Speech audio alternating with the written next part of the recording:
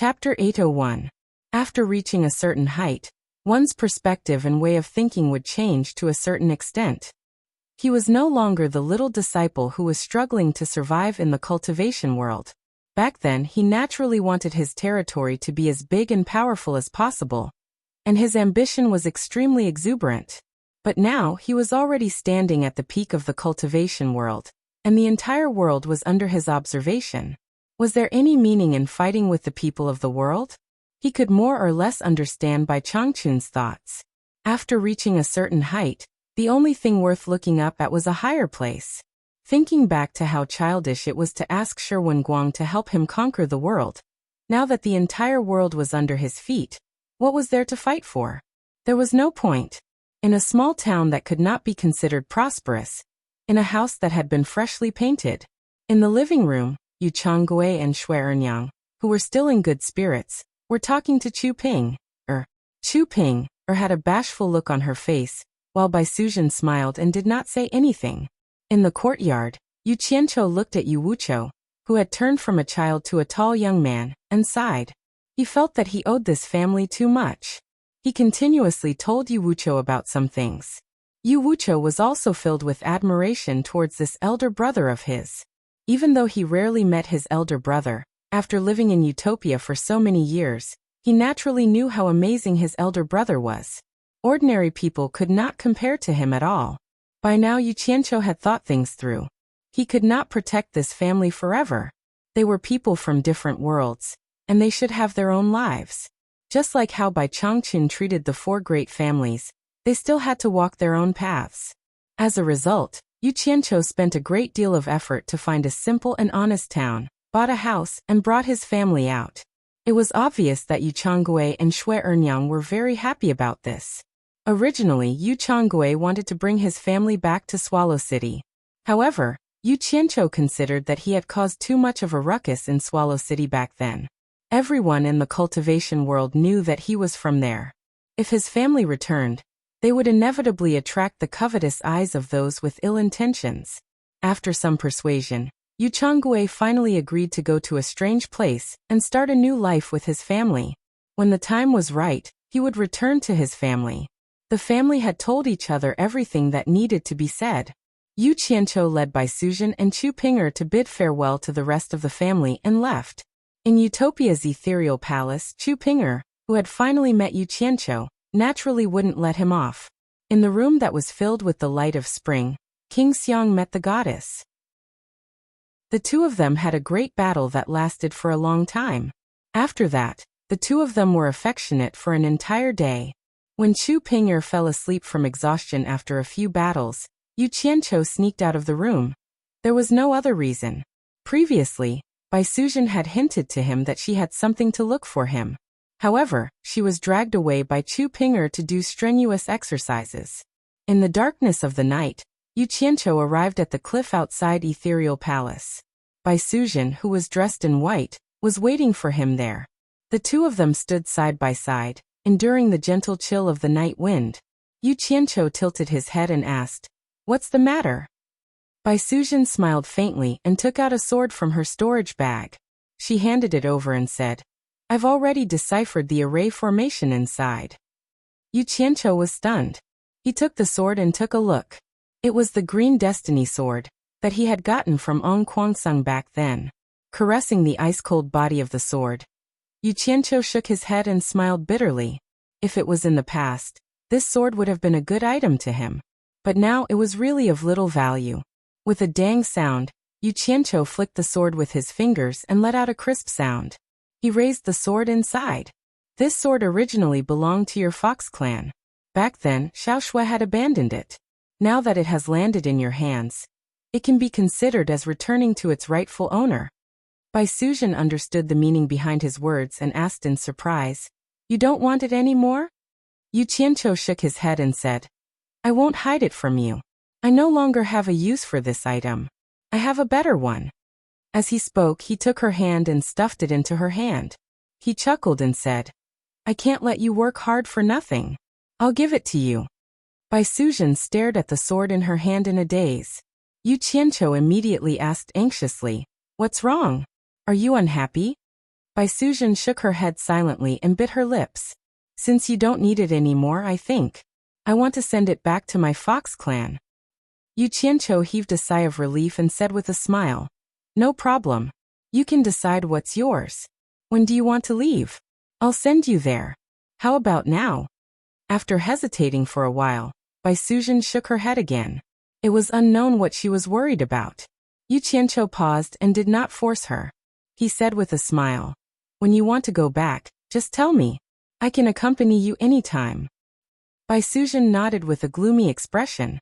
She suddenly raised her head and said, there's something else I need to tell you. Heh.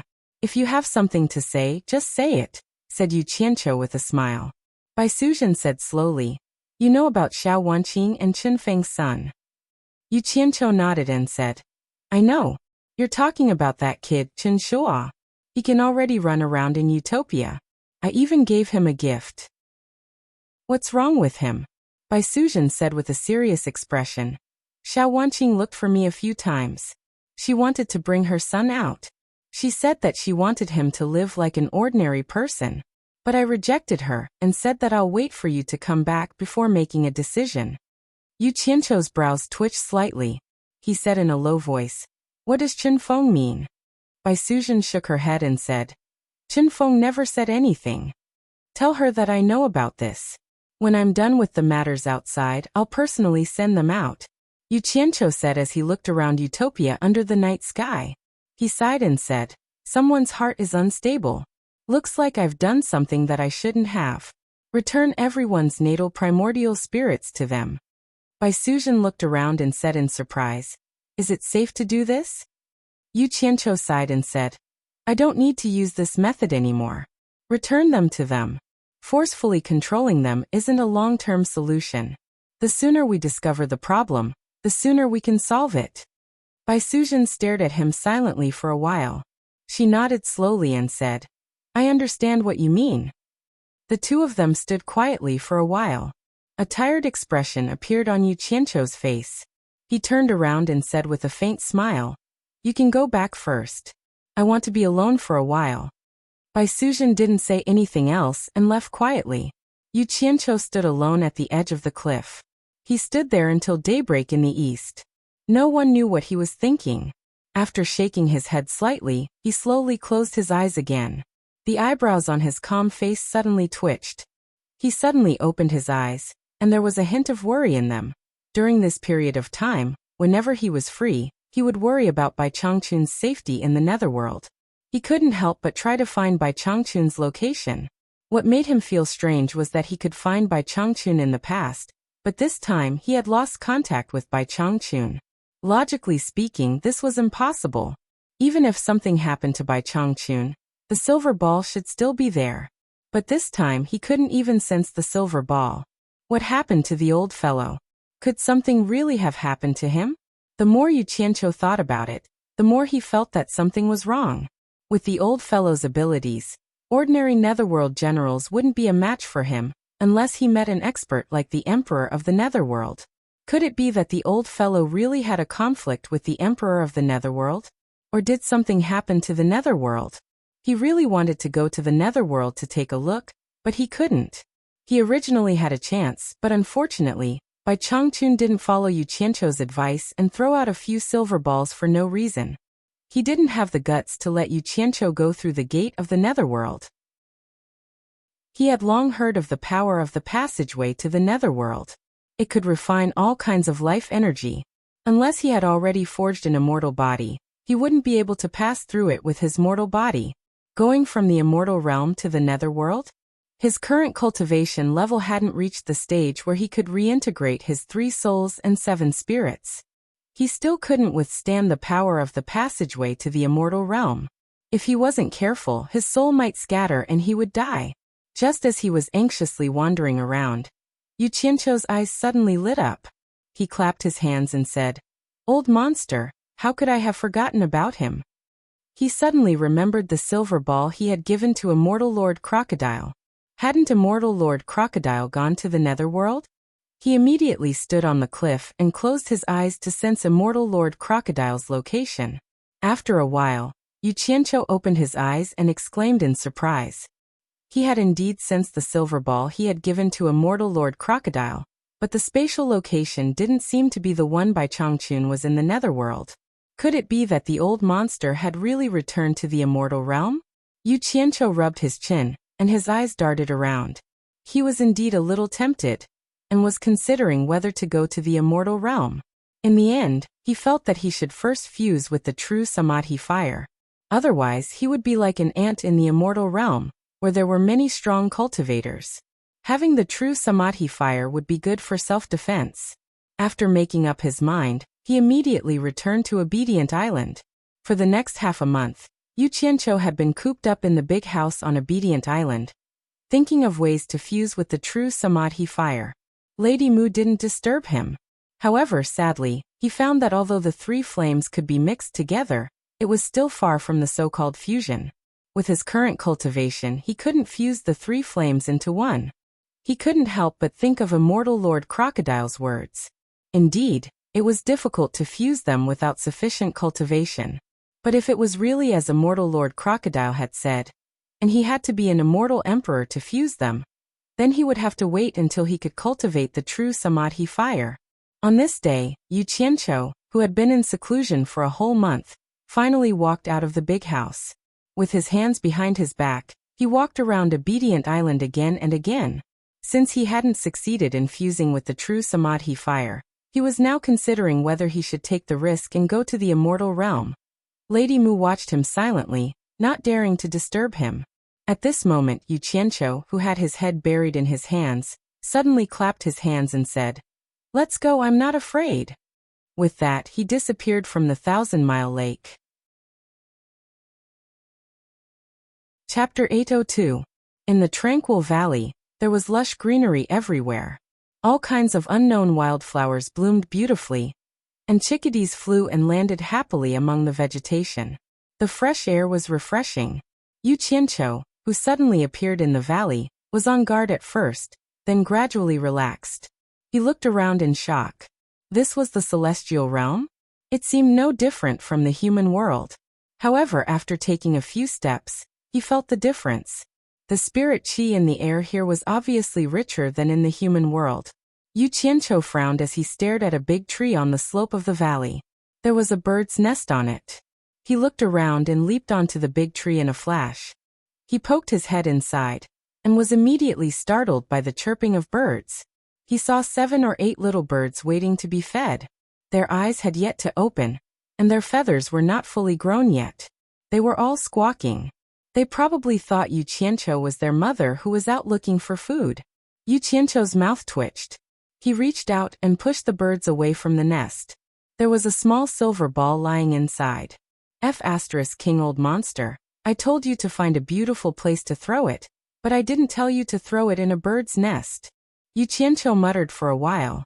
He was about to leave with the small silver ball when he suddenly paused. He realized that it was quite hidden in the bird's nest, so he threw it back into the bird's nest. He did not remember how he had scolded Immortal Lord Crocodile. What he did not know was that Immortal Lord Crocodile did as he said and threw the silver ball in a beautiful place. But Immortal Lord Crocodile did not expect a bird to like things that glowed. It ended up bringing the silver ball to its nest. After leaving the big tree, he flew to the opposite valley and looked around. There was a towering stone mountain not far from the valley. There were many buildings at the foot of the mountain, and many people were gathered there. Some were even flying there. Yu Qianqiu was considering whether to go over and take a look when he suddenly saw someone flying past him. He was slightly surprised to find that the person was only in the early stage of soul formation. He gritted his teeth and flew over. When they got there, they discovered that it was similar to a trade center. There were shops selling things everywhere. After taking a few glances, he realized that the shop was filled with a dazzling array of items, and he basically didn't recognize any of them. Yu Qianqiu looked around and realized that no one was paying attention to this foreign visitor. He looked ahead and saw a group of people gathered under a large flag. Most of them were soul formation cultivators, and there were even tribulation transcendence cultivators. There weren't many people whose cultivation he couldn't see through. Now he was relieved, and he followed the people passing by to join in the fun, wanting to see what was going on. However, the people in front of him were too crowded, and he couldn't squeeze through at all. He wanted to fly up and take a look, but no one else did so. If he did, it would be too conspicuous. Just as he was about to use brute force to force his way through, he suddenly heard someone shouting from inside. Who else? I. Excited voices came from the crowd, and they all raised their hands. Yu Qianqiu looked around. Although he didn't know what was going on, he didn't want to stand out too much. He immediately raised his hand. No matter what, he had to say, I first. He raised his hand, and his head swayed left and right. He couldn't see clearly what was going on inside. Because he was too engrossed, the others had already put their hands down, but he still raised his hand and peeked into the gaps of the necks in front of him. The person standing behind him couldn't stand it anymore. He immediately patted his shoulder. Yu Qianqiu raised his hand and suddenly turned around. He said warily, What are you trying to do? The person was startled. He pointed at his raised hand, and then pointed around. Brother, put it down. Yu Qianqiu looked around and immediately withdrew his hand. Fortunately, no one's attention was on him. With someone talking, Yu Qianqiu immediately stuck to him. He smiled. May I ask what's going on inside, brother? As he spoke, he began to size up the person. This was an ordinary-looking middle-aged man wearing a gray robe. There was nothing special about him, but his cultivation was at the final stage of the soul formation stage. The person was startled again. You don't know what's going on? Then why did you raise your hand? Yu Qianqiu laughed and explained. It's precisely because I don't know that I raised my hand to see what's going on. The person was speechless. He shook his head. The Bada Chamber of Commerce is recruiting. Recruiting? What does the Bada Chamber of Commerce do? What kind of people are they recruiting? Yu Qianqiu turned around and asked curiously. The person was instantly dumbfounded. There were also a few surprised gazes from the side. The person didn't know whether to laugh or cry. The Bada Chamber of Commerce has a pass to do business in the netherworld. They are recruiting people to do business in the netherworld. People like us can earn a lot of spirit stones just by following the Bada Chamber of Commerce to the netherworld. Isn't that why you're here? To the netherworld? Yu Qianqiu's eyes instantly lit up. Wasn't this exactly what he wanted? Suddenly his gaze paused. Behind the crowd, in front of him, there was a burly man carrying a flag. The words Sitong were embroidered on it. The tall and sturdy man stuck the flagpole down and shouted, Recruiting! Me! Yu Qianqiu shouted energetically and raised his hand high up. The person who was talking to him didn't know what was going on. He also raised his hand without hesitation and shouted, Me! But when he turned around, he was instantly dumbfounded. The crowd of onlookers also didn't know what was going on behind them. However, when they heard someone shouting recruiting, and then someone shouting me impatiently, many people immediately raised their hands and shouted, Me! When they turned around, they were all dumbfounded. The burly man holding the Sitong flag was also stunned. He didn't think that so many people would come to sign up for Sitong today. The previous few times, there wasn't even a single person signing up. He immediately pointed at the people who had raised their hands and laughed. You, and you, the Chamber of Commerce has the same rules. Since you've signed up, you can't go back on your word. Otherwise, don't blame me, Nan Tianlong, for being impolite. Haha. Those who raised their hands, come over here. The person who was talking to Yu Qianqiu slowly turned around. With a twisted face, he stared at Yu Qianqiu and said word by word. Who told you to shout? Because of this sentence, those who had raised their hands immediately found the culprit. Their murderous gazes all focused on Yu Qianqiu. Yu Qianqiu immediately felt a huge pressure. He looked around and asked weakly, Is there a problem? Cut the crap. All of you come over here and follow me. Otherwise, don't blame me for being impolite. The burly man carried the flag on his shoulder and waved his arm at them while laughing. The group of people looked as if their parents had died. They reluctantly followed him. The burly man carrying the flag kept urging them. Those who didn't raise their hands at the back burst into wild laughter. They laughed so hard that they beat their feet and stomped their chests. Yu Qianqiu was mixed in the dozens of moving people. He was a little shocked. What trouble did he get into? He asked the person who had spoken to him earlier. Unfortunately, that person ignored him. The group of people was led by the burly man through 2 streets. They arrived in front of a large restaurant with a golden signboard that said Sitong. The guard at the door immediately ran over to take the flag from the burly man. He looked at the group of people who had followed him and asked, Nan Tianlong, who are these people? The burly man called Nan Tianlong laughed. Of course they're the people we recruited. 37 people. Just a moment is enough. There's no need to trouble yourself anymore. The guard was at a loss for words. His face was full of disbelief. Nan Tianlong waved his hand at the crowd. What are you waiting for? Come in with me. The group of people followed him in. They were led to a large field in the side courtyard. The field was not small. The surrounding flower beds were also very lush. It looked like a large business.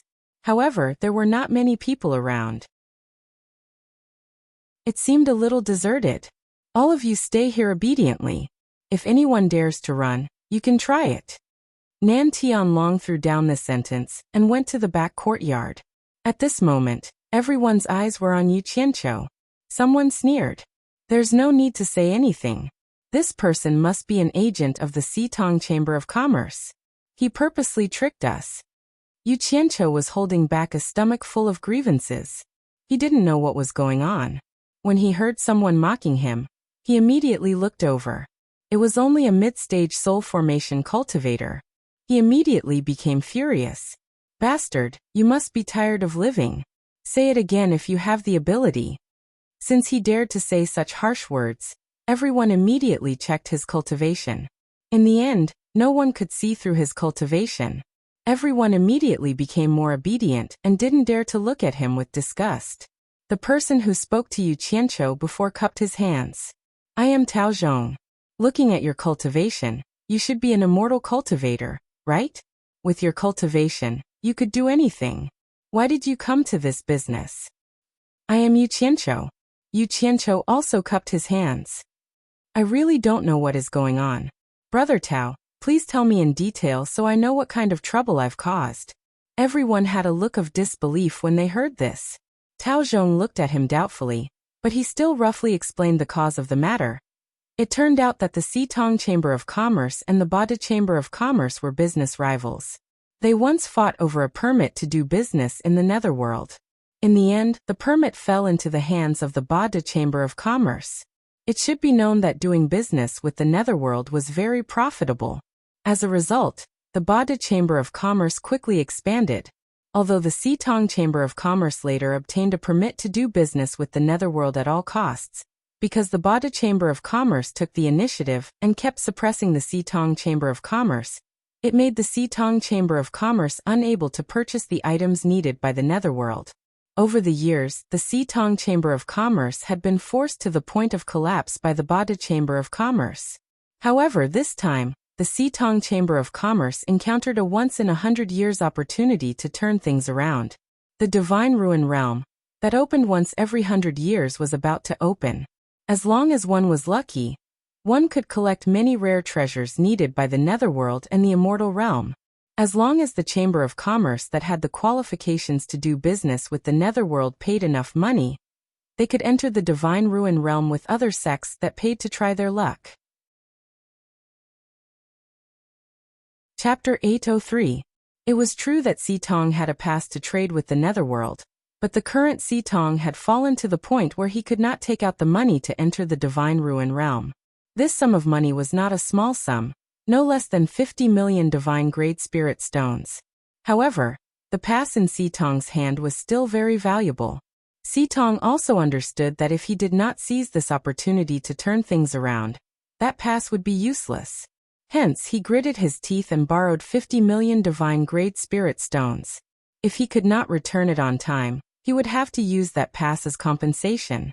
Even though he had collected enough money, there was still a relatively harsh restriction to enter the Divine Ruin Realm.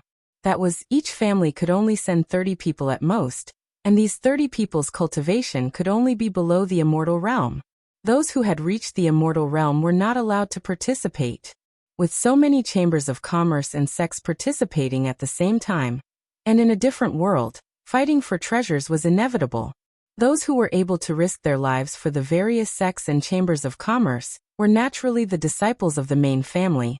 Outsiders would not take this risk for you. In this way, the problem arose.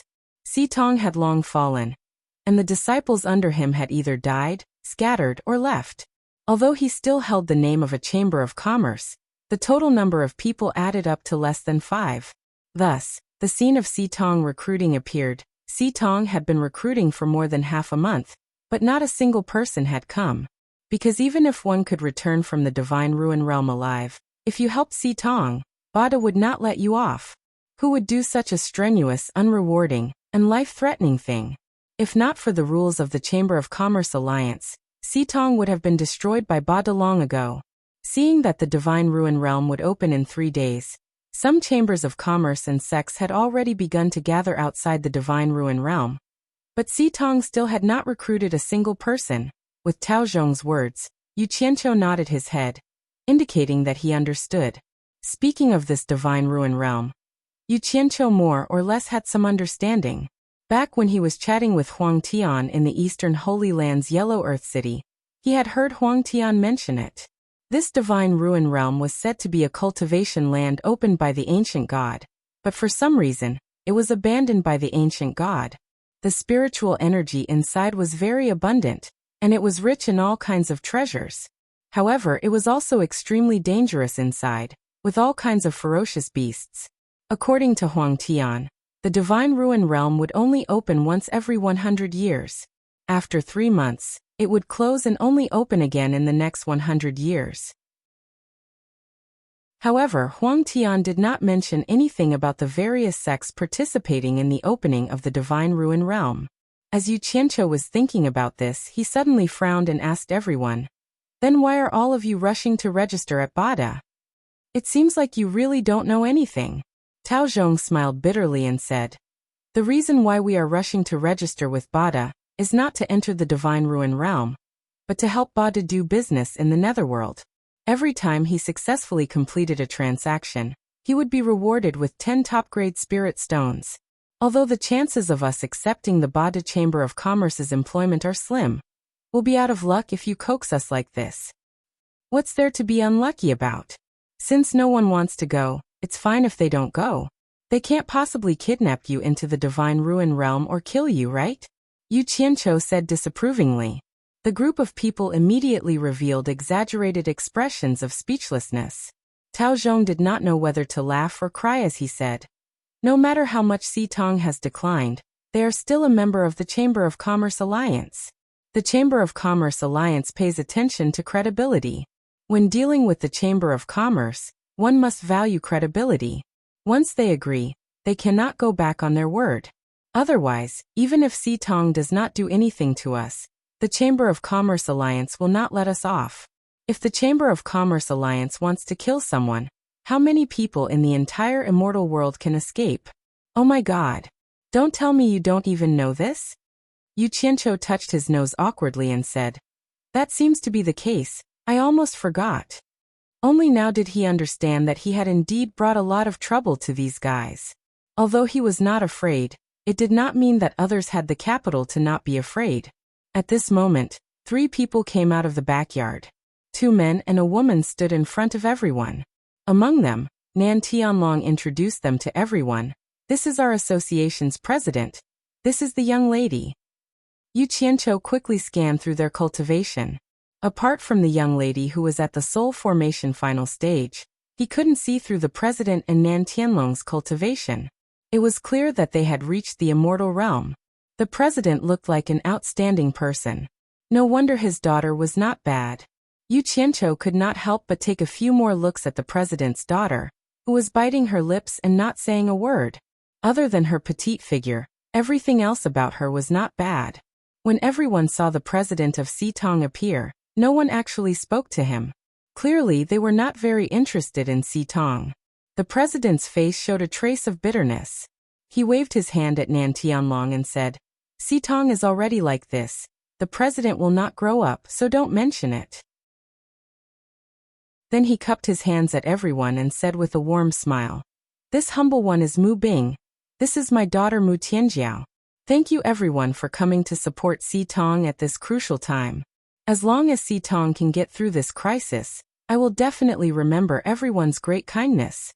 Someone in the crowd immediately muttered in a low voice, "Do you think we wanted to support you? If we weren't forced?" Although the voice was soft, with everyone's cultivation, how could they not hear it? Mu Bing suddenly turned around and shouted, "Tianlong, what's going on? Could it be that you forced them to come? Have you forgotten the rules of the Chamber of Commerce Alliance that we cannot force anyone to buy or sell?" Nan Tianlong hurriedly waved his hand and said, "Master, it's not like that. They took the initiative to come." Mu Bing frowned slightly. His disciple would definitely not lie to him. He slowly turned around and his gaze swept across the crowd. "What exactly is going on? Is there anyone who is willing to tell me the details? I'd rather watch the four links collapse than do something like forcing people to buy and sell." Everyone looked at each other. In the end, Tao Zhong stood up and cupped his hands at Mu Bing. "President Mu, this can't be considered as a forced purchase. It's actually a misunderstanding." He pointed at Yu Qianqiu and explained the misunderstanding, causing Yu Qianqiu to feel quite embarrassed. After Mu Bing understood the situation, he was silent for a long time. This was a difficult decision for Si Tong at this crucial time. After all, it wasn't Si Tong's fault. It was reasonable no matter where it went. Why not just try to be clever and make things worse? Si Tong will not force anyone. Mu Bing finally said this. Nan Tianlong's expression changed slightly. He wanted to say something but stopped himself. Everyone breathed a sigh of relief. Yu Qianqiu also secretly shook his head. No wonder Si Tong's business was like this. There was no such thing as a business without evil. Everyone was about to bid their farewells when Mu Tianjiao suddenly stepped forward and said, "But rules are rules. I, Si Tong, did not force you. You were the ones who took the initiative to join us, so how can you go back on your word? Do you really think the rules of the Chamber of Commerce Alliance are just for show?" Everyone's eyes focused on Mu Bing. Mu Bing frowned and said, "Tianjiao." Mu Tianjiao's delicate face flashed with stubbornness. She immediately cupped her hands and interrupted. "Father, we also have to abide by the Chamber of Commerce Alliance's rules. If we let them go, what if someone comes to the Chamber of Commerce Alliance and accuses us of going back on our word and not hiring them? I'm afraid we won't even be able to find someone to testify for us. This is a critical time. We have to be on guard against thieves and rascals." Mu Bing was speechless. Nan Tianlong also immediately cupped his hands and said, "Master, junior sister is right. We need to be on guard against thieves and rascals." Mu Tianjiao took this opportunity to announce loudly, "As long as everyone here accepts my, Si Tong's, employment, I, Si Tong, am willing to take out 1/10 of the estimated value of the treasures obtained in the Divine Ruin Realm." The moment these words were spoken, a commotion broke out among the crowd. This temptation was too great. One had to know that in order to enter the Divine Ruin Realm, the various chambers of commerce were willing to pay 50 million divine grade spirit stones. Under normal circumstances, they would be able to get double the return. In other words, the estimated value of the treasures obtained was at least 100 million divine grade spirit stones. 1/10 of 100 million divine grade spirit stones was equivalent to 10 million divine grade spirit stones. If this sum of money was divided among the people here, each person would receive roughly 300,000 divine grade spirit stones. Compared to the 10 top grade spirit stones they would receive in a single trip to the netherworld, it was an astronomical figure. Not to mention, the trip to the netherworld was not entirely smooth sailing. There were still dangers. Nan Tianlong sneaked a peek at his master, seeing that his junior sister was willing to take out such a large amount of benefits without asking for his master's permission. But he found that his master was deep in thought. Seeing that many people were tempted, Mu Tianjiao continued, "Of course I, Si Tong, will not force everyone. I will still give everyone a choice. Those who do not want to accept my, Si Tong's employment, can leave a statement before you leave. Those who stay, I will also give you a guarantee, in case something happens that cannot be explained clearly. Whether you want to stay or leave, it's up to you." This time, Everyone was stumped. Stay. It was too dangerous. Don't stay. 300,000 divine great spirit stones. Where would they find such a fat profit?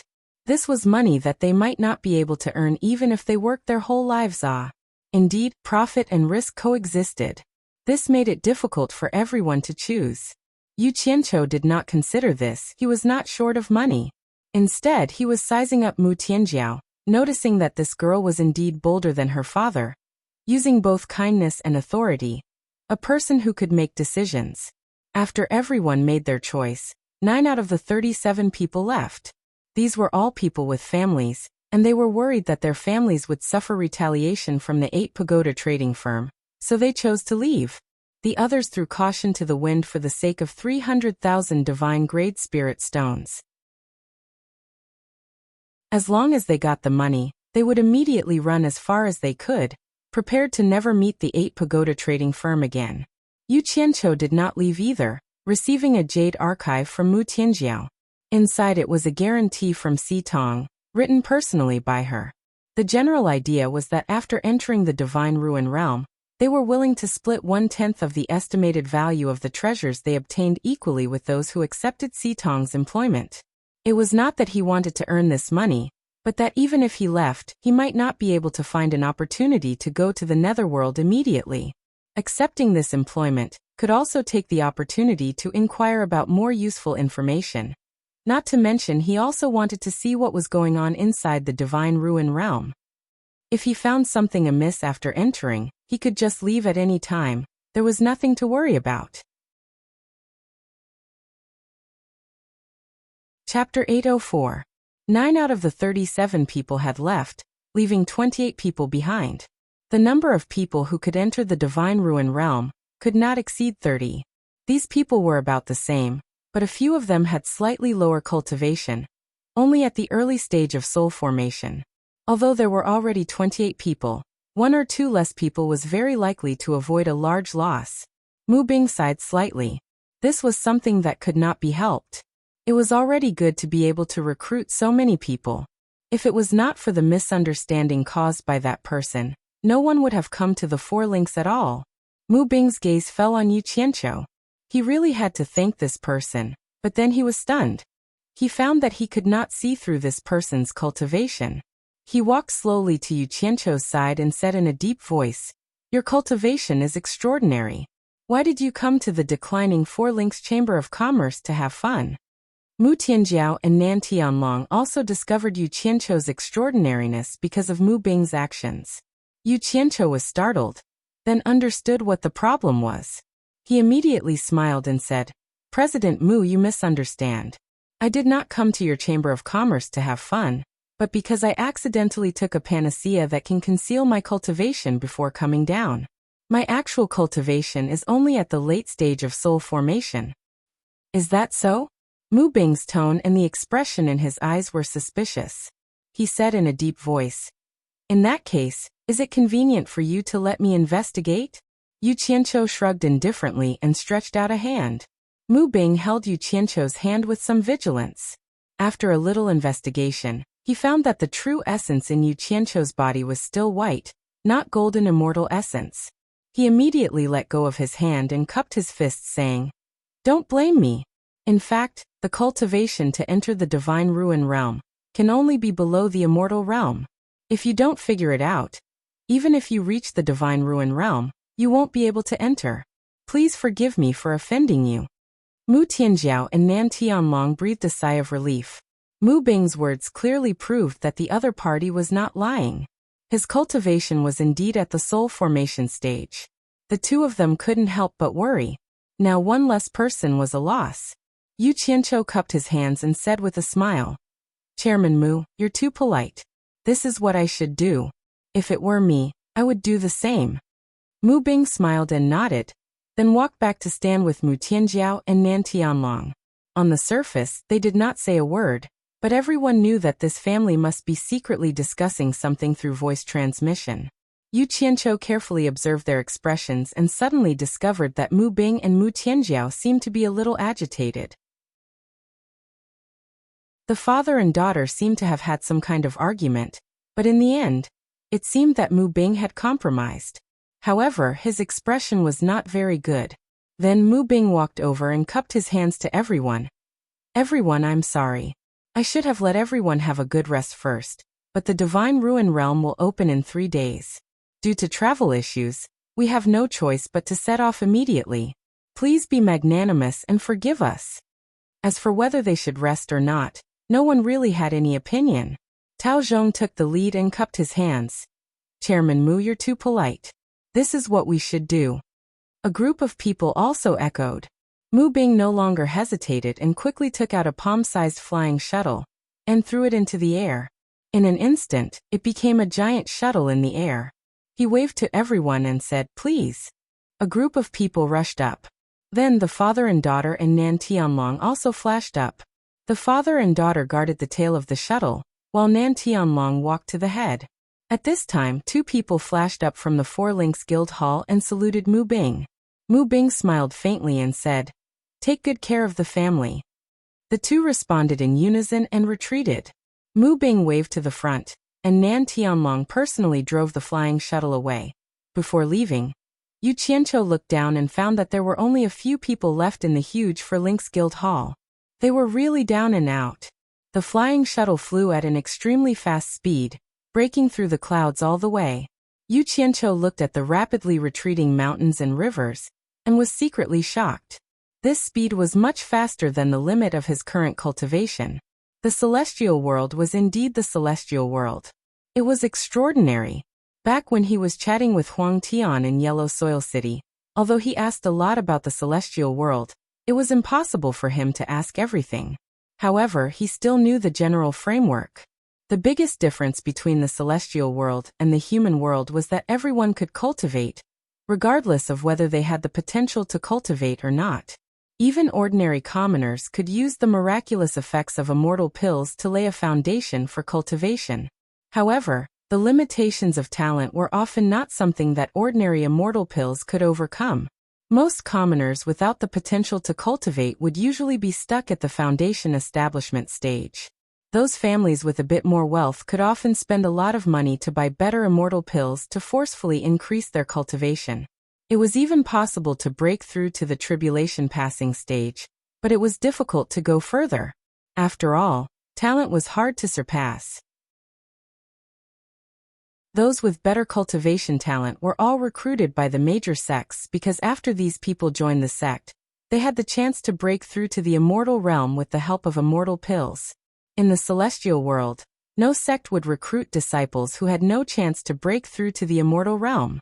Disciples of major families with slightly less talent and limited prospects could still help the family do things, such as the various chambers of commerce. Without the backing of a major family, most of them would be like the people on this flying shuttle. Their cultivation was very awkward. They entered the soul formation stage but couldn't break through to the small immortal stage, so they became rogue cultivators in the celestial world, relying on work to earn spirit stones to cultivate. In the celestial world, be it immortals or commoners, the currency used for transactions was spirit stones. There was no such thing as gold and silver. Overall, the situation in the celestial world was much better than in the human world. Even among the commoners, it was rare to find someone with a lifespan of less than 100 years, unless something unexpected happened. After all, there were more fights and killings in the celestial world than in the human world. After flying for nearly 2 days, Yu Qianqiu was shocked. He didn't know how big the celestial world was, but it was definitely many times bigger than the human world. With such a fast speed, if he were to fly in the human world, he probably wouldn't be able to count the number of laps he would have to fly around with 2 hands. But here, he heard from others that it would take almost half a day to reach the outside of the ruins of God. The closer they got to the ruins of God, the more flying shuttles there were.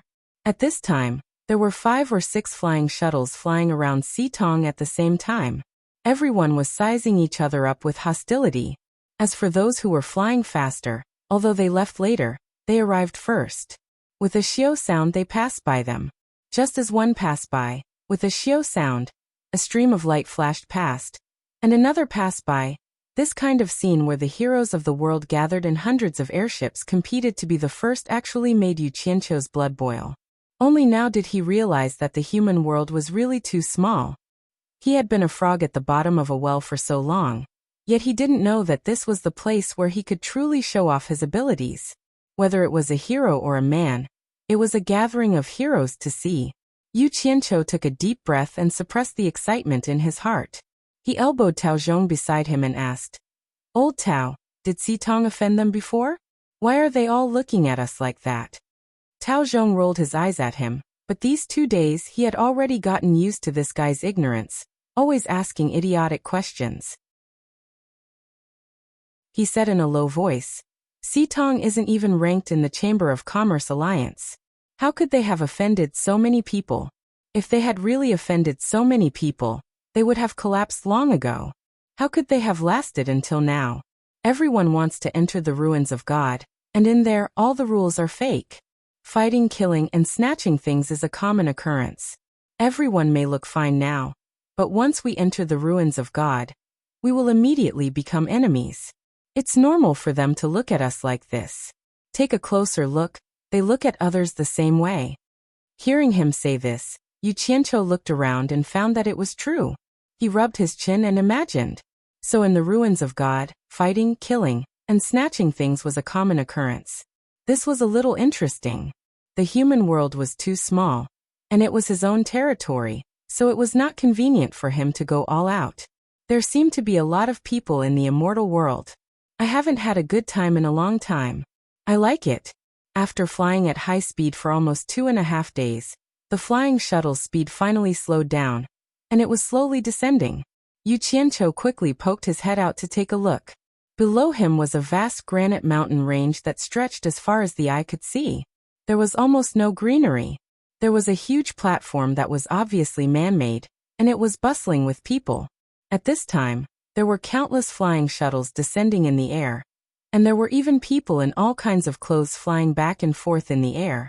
It was a busy scene. Yu Qianqiu's eyes lit up as he excitedly rubbed his palms together. He found that this place was even more king lively than the large-scale exchanges in his previous life, and he was a person who liked crowds the most. He firmly believed that the more people there were, the more lively the place was, and that was the place to make a fortune. There were too many people below, so it was impossible to land. Mu Bing called for everyone to come down first, and then put away the flying shuttle in the air. After Nan Tianlong received the instructions, he left alone, and no one knew what he was going to do. Everyone floated in the air and waited. Yu Qianqiu was almost dazzled by the people below. His gaze landed on a huge stone mountain in the distance. At the foot of the mountain was a large cave with a diameter of tens of meters, and a large group of golden-clothed people were guarding the entrance of the cave. Yu Qianqiu's pupils constricted. The clothes of those golden-clothed people seemed to be the same as the envoy he had seen on the Immortal Ascension platform. Looking around, he discovered that there were many golden-clothed people scattered in the air, silently watching the scene below. Not long after, Nan Tianlong quickly flew back and cupped his hands towards Mu Bing. "Master, we found our stall, please follow me." Mu Bing nodded to everyone. The father and daughter pair led everyone to follow Nan Tianlong, and stopped at a relatively remote place. Although it was relatively remote, the flow of people was not small at all. There were many sheds set up below, and many more were still being built. Nan Tianlong flashed into the crowd below, and in a small open space between 2 sheds, he cupped his hands towards the surrounding people and shouted, "Everyone, please make way. This is the space allocated by our 4 Links Chamber of Commerce. We want to set up our stall. Please do us the honor." The people at the side were quite cooperative, and immediately squeezed out of the small area and returned to the main road.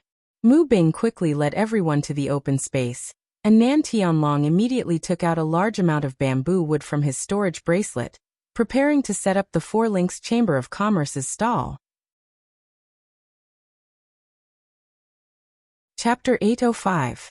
Nan Tianlong, on the other hand, was a down-to-earth and hard-working person. He carried a large piece of wood, and began to drive it into the ground. Suddenly someone muttered, "Why does our territory seem to be much smaller than theirs?"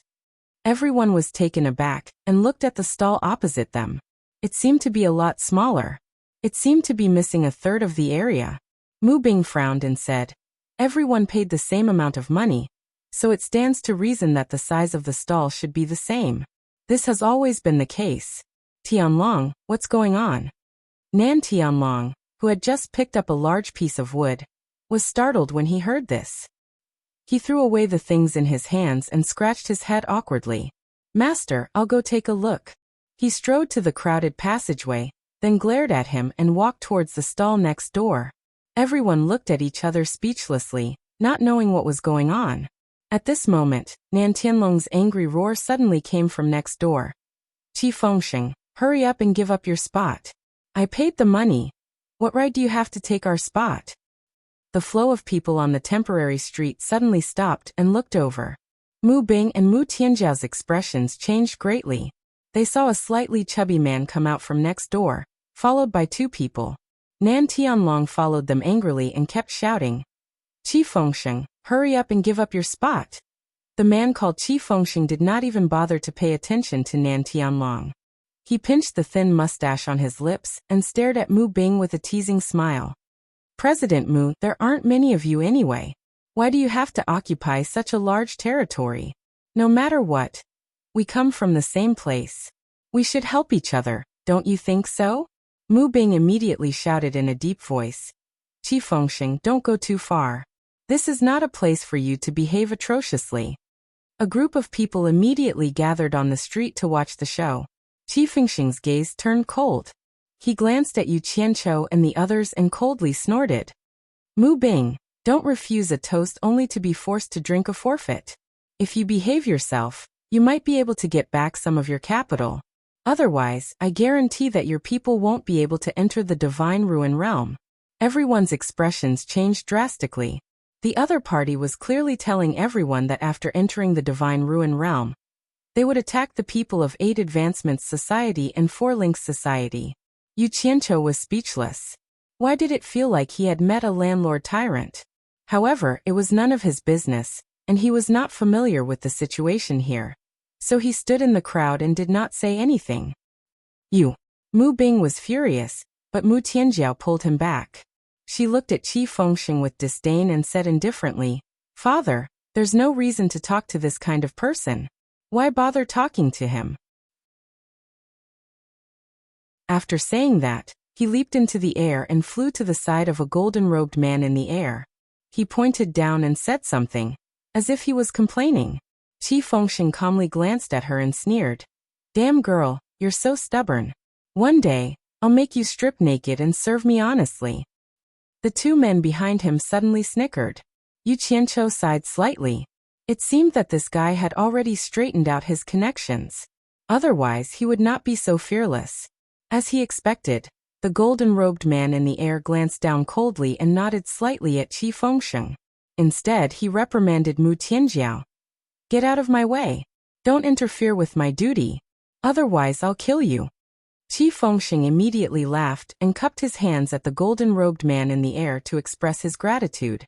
Nan Tianlong immediately shouted, "Mother Ker, you've gone too far." Just as he was about to make a move, he was stopped by Mu Bing, who had an angry look on his face. Those golden-robed men were not people they could afford to offend. The people from 4 Links Society suddenly felt a little ashamed. Mu Tianjiao, who was in the air, instantly turned pale. Her petite and exquisite body became even more weak and helpless.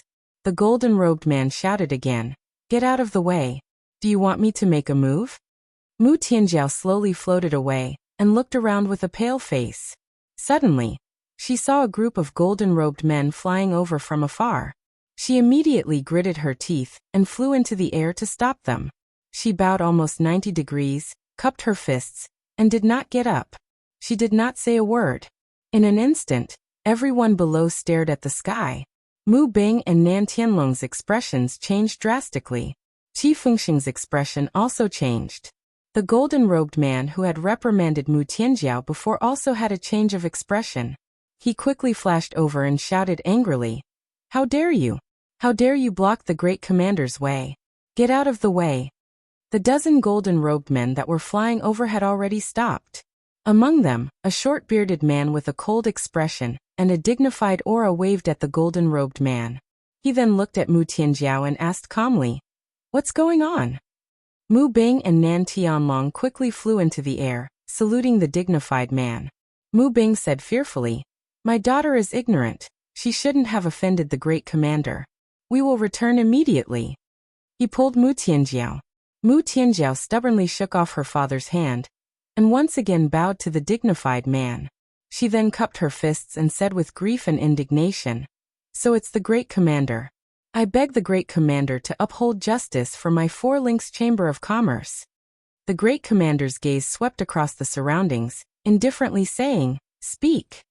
"Thank you, great commander."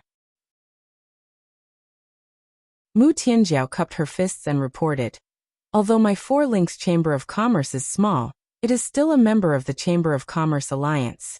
We also paid 50 million divine-grade spirit stones to the Immortal Palace to obtain the qualification to enter the Divine Ruin Realm, and obtained a small stall outside the Divine Ruin Realm. This little girl would like to ask the great commander, my Four Links Chamber of Commerce has paid the same amount of money, so why is the Immortal Palace's guard helping others divide my Four Links Chamber of Commerce's stall? If it's because my Four Links Chamber of Commerce paid the same amount of money, please tell us clearly. There is no need to humiliate us in public. My Four Links Chamber of Commerce will naturally give up our stall. We dare not go against the Immortal Palace. Great Commander, please tell us clearly." Qi Fengxing's face was deathly pale, and the golden-robed guard who reprimanded Mu Tianjiao was even paler. Mu Bing and Nan Tianlong were terrified, worried that their daughter had offended the great commander. Once the great commander was enraged, the consequences would be unimaginable. Yu Qianchou's eyes lit up, his evaluation of Mu Tianjiao rose by a notch. Her words were well-mannered and well-mannered. Unless the great commander ignored the Immortal Palace's reputation, he wouldn't make things difficult for Mu Tianjiao in public. "Which stall belongs to your Four Links Chamber of Commerce?" the great commander asked. Mu Tianjiao immediately waved her hand, pointing at the stall that was 1/3 smaller than the others. The great commander glanced at her, his gaze turning piercingly cold as he stared at the guard who colluded with Qi Fengxing, asking indifferently, "You're the one on duty here?" Yes. The guard was so scared that he couldn't speak clearly. The great commander said indifferently, "Do you have anything to explain?" "It was this subordinate's oversight. There were too many people and I was too busy. Please forgive me, great commander." The guard was trembling in fear. The great commander nodded slightly. "I see. You can't be blamed. However, it seems that your abilities are limited and you're no longer suitable to serve the Immortal Palace. Men cripple his cultivation and send him back to where he came from. Great commander, forgive." The guard wanted to beg for mercy, but two people had already flashed out from behind the great commander. "Ah!" A miserable scream rang out. His golden robe was stripped off in the blink of an eye. His whole body turned limp, and he was carried away by another golden-robed man like a chick. The great commander's gaze turned to the shed that took up more space. One of the people behind him immediately pointed and shouted, "Which Chamber of Commerce does this belong to?" Qi Fengxing hurriedly rushed over, trembling. He was so scared that he couldn't say a word. He only knew how to keep bowing. The great commander stared at him indifferently and said, "This is my fault for not disciplining my subordinates properly. However, you must immediately tear down that shed. Give up the extra space and return it to the Four Links Chamber of Commerce immediately. Can you do that?" Yes. Qi Fengxing couldn't say anything else other than this one word. The great commander tilted his head slightly and said, "Send people to patrol the area. If such a situation is discovered again, deal with it as an example." "Yes." One of the people behind him immediately flashed away. The great commander's gaze swept over Mu Tianjiao, looking her up and down. Mu Tianjiao immediately bowed and said, "Thank you, great commander, for your decision." When she straightened up, the great commander and his people were already far away. The matter was finally over. Mu Bing and Nan Tianlong were the first to let out a sigh of relief. The former pulled his daughter away and left. Qi Fengxing also returned, trembling, and hurriedly ordered people to tear down the shed. "Junior sister is still the best. I was scared out of my wits." Nan Tianlong immediately praised when he landed. Then he carried a wooden frame. He was the only one busy, and the people that the others called seemed somewhat indifferent. Mu Tianjiao glanced at everyone and bit her lip. After all, when they were hired, they didn't say that they were going to help Si Tong with chores, so she couldn't say anything. Mu Tianjiao tucked a lock of hair behind her ear, rolled up her sleeves, and carried a thick wooden pillar and got busy.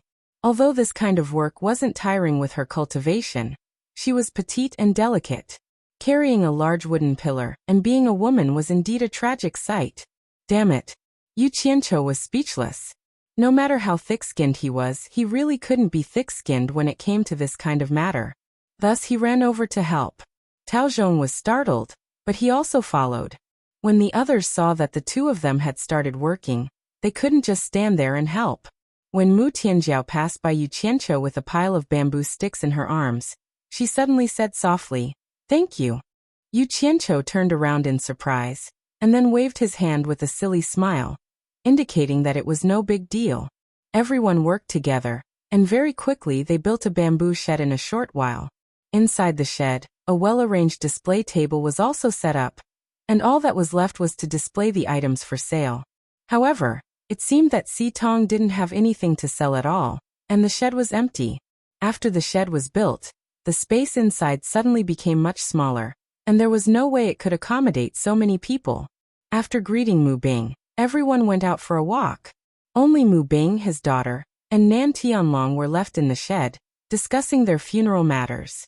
At this moment, Qi Fengsheng strolled in with a sullen face.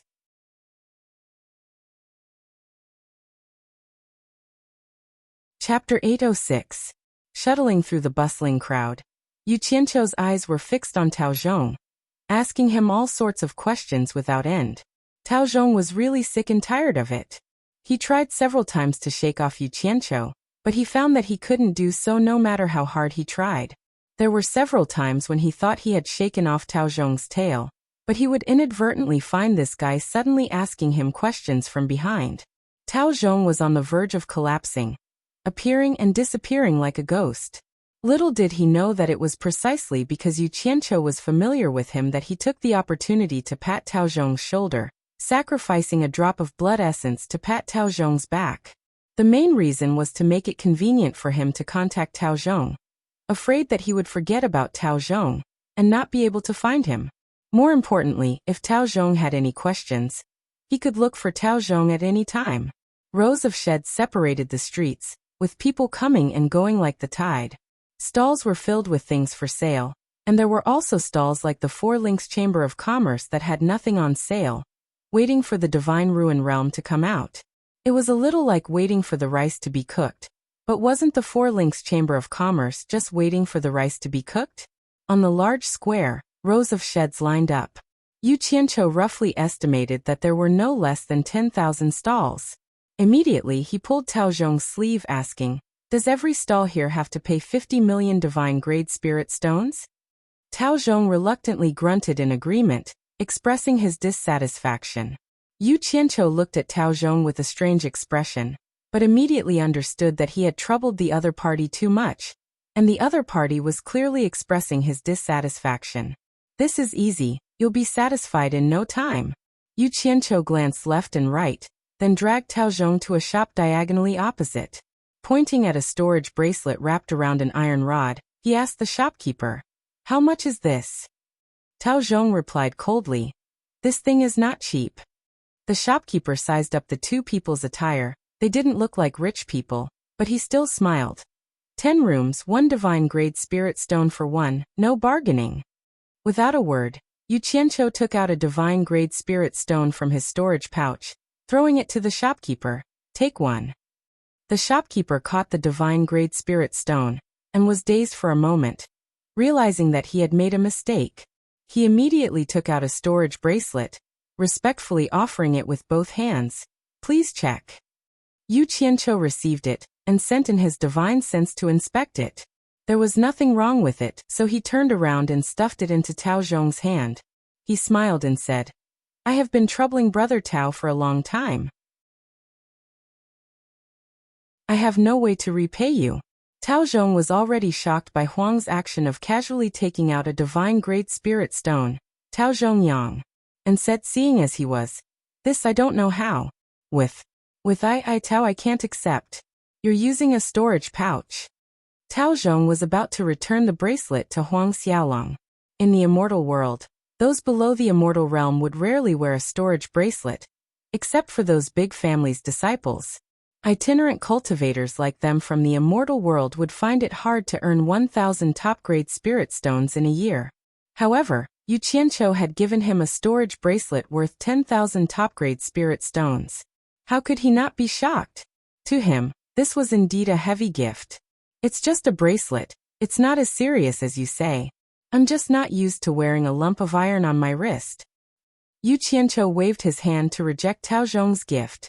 Although Huang Xiaolong said it casually, Tao Zhong still felt that the gift was too heavy, trying to reject it again. In the end, the shopkeeper chimed in. "Since it's someone's kind intention, just accept it. This person doesn't look like someone who lacks money." Tao Zhong looked at the two people, a wry smile on his face. "Then I'm sorry." After admiring the storage bracelet for a while, Tao Zhong wore it on his wrist, then cupped his fists at Yu Qianqiu. Yu Qianqiu waved his hand. "Come, let's go, we'll continue our stroll." The shopkeeper quickly interjected. "Honored guest, I still have a lot of good things here. Why don't you take a look?" Yu Qianqiu waved his hand, declining the shopkeeper's offer. When the two of them reached the street again, Tao Zhong no longer tried to hide from Yu Qianqiu. Instead, he blindly followed behind Yu Qianqiu, ready to act as a guide at any time. This was called a method to take advantage of others, and it was a very realistic situation. Yu Qianqiu once again asked, "Every shop here has to pay 50 million divine-grade spirit stones?" Tao Zhong immediately answered, "That's right. Only those who pay the Immortal Palace are qualified to set up stalls and open shops here." As he spoke, he kept touching the storage bracelet on his wrist, afraid that he might accidentally drop it. Yu Qianqiu sucked in a breath of cold air. There were at least 10,000 shops here, and each shop had to pay 50 million divine-grade spirit stones. Just from this alone, the Immortal Palace would earn at least a few 100 billion divine-grade spirit stones. That old immortal emperor had struck it rich. This was the benefit of being a big boss. I heard that the sects and trading houses that enter the Divine Ruin Realm can earn a lot of money. Since the Divine Ruin Realm is controlled by the Immortal Palace, why don't they go treasure hunting themselves instead of letting others participate?" Yu Qianqiu asked. "Who says the Immortal Palace doesn't participate?" Tao Zhong laughed. "The Divine Ruin Realm only opens once every 100 years. The Immortal Palace naturally wouldn't give up such an opportunity. One must know that the deeper one goes into the Divine Ruin Realm, the more valuable treasures there will be. Although all the big sects and trading houses have spent money to participate, the cultivation of the people they send in is restricted, not allowing people above Immortal Realm to enter. Think about it, in the past countless years, every time the Divine Ruin Realm opened, the outer perimeter has been swept clean countless times. Where would there be anything valuable left? However, it's too dangerous to go deeper, and it's hard for people below Immortal Realm to enter. But the Immortal Palace itself is different. The people they send in won't be restricted by their cultivation. They can go deeper and find more precious and valuable things." Yu Qianqiu blanked for a moment. Then words came out of his mouth after a long while. "Black, really black, too black. What's the difference between this and daylight robbery?" Then he carefully looked around. "There's no danger in talking about this topic, right?" Tao Zhong shook his head. "This topic has been discussed too many times. The Immortal Palace dares to do this. They aren't afraid of others talking behind their backs. They didn't force anyone, they just set a standard. Who told everyone to rush in? Those who didn't get the qualifications to enter would be unhappy instead. It's all because of the monopoly. Yu Qianqiu shook his head speechlessly.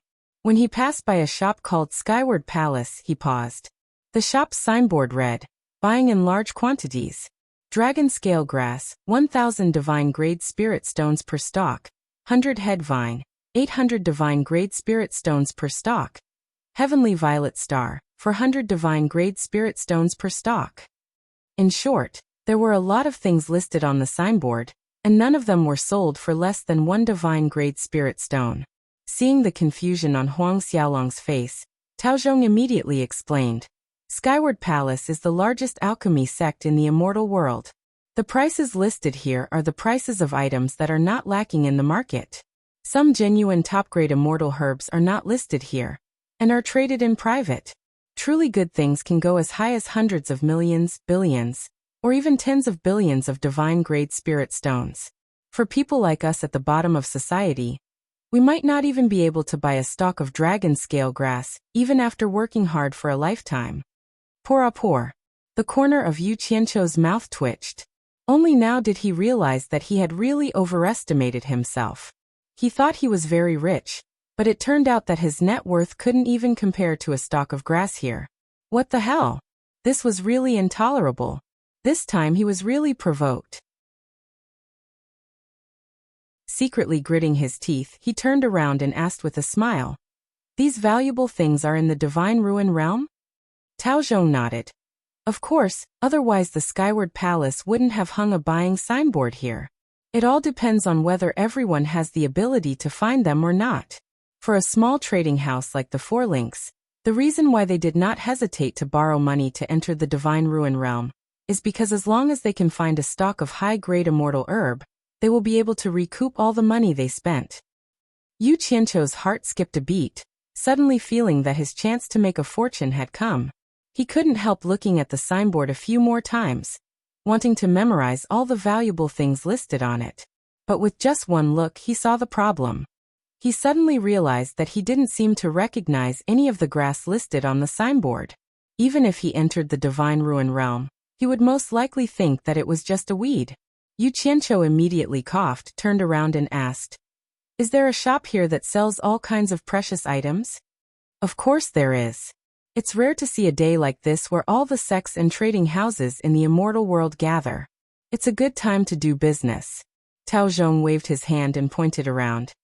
There are only things you can't think of here, and there's nothing you can't buy, as long as you have the money. The various precious items you mentioned should be sold in the Wan Gutong's shop. Yu Qianqiu immediately waved his hand, indicating for him to lead the way. As they walked he asked, "What does Wan Gutong do?" Although Tao Zhong was surprised that he didn't even know about Wan Gutong, he was already used to his ignorance. He casually explained, "It's the largest auction and appraisal shop in the immortal world, and it's very rich." The two of them strolled along a few streets, asking many people before they finally found Wan Gutong's shop. As soon as the two of them walked in, a well-dressed, beautiful, and graceful woman walked out from the side of several old men. She walked over with a smile and asked, "Do you want to buy, see, appraise, or entrust something to be auctioned?" The dazzling array of items in the shop dazzled Yu Qianqiu, but he didn't recognize many of them. He paused for a moment and asked, "Are there any precious items?" "Yes." The beautiful woman took a few steps back, pointing at the piles of jade archives on the shelves at the side as she introduced. Antiques, immortal records, medicinal pills, immortal herbs, immortal artifacts, beasts, and all kinds of rare ores and metals. What kind and grade do you need? Yu Qianqiu was taken aback.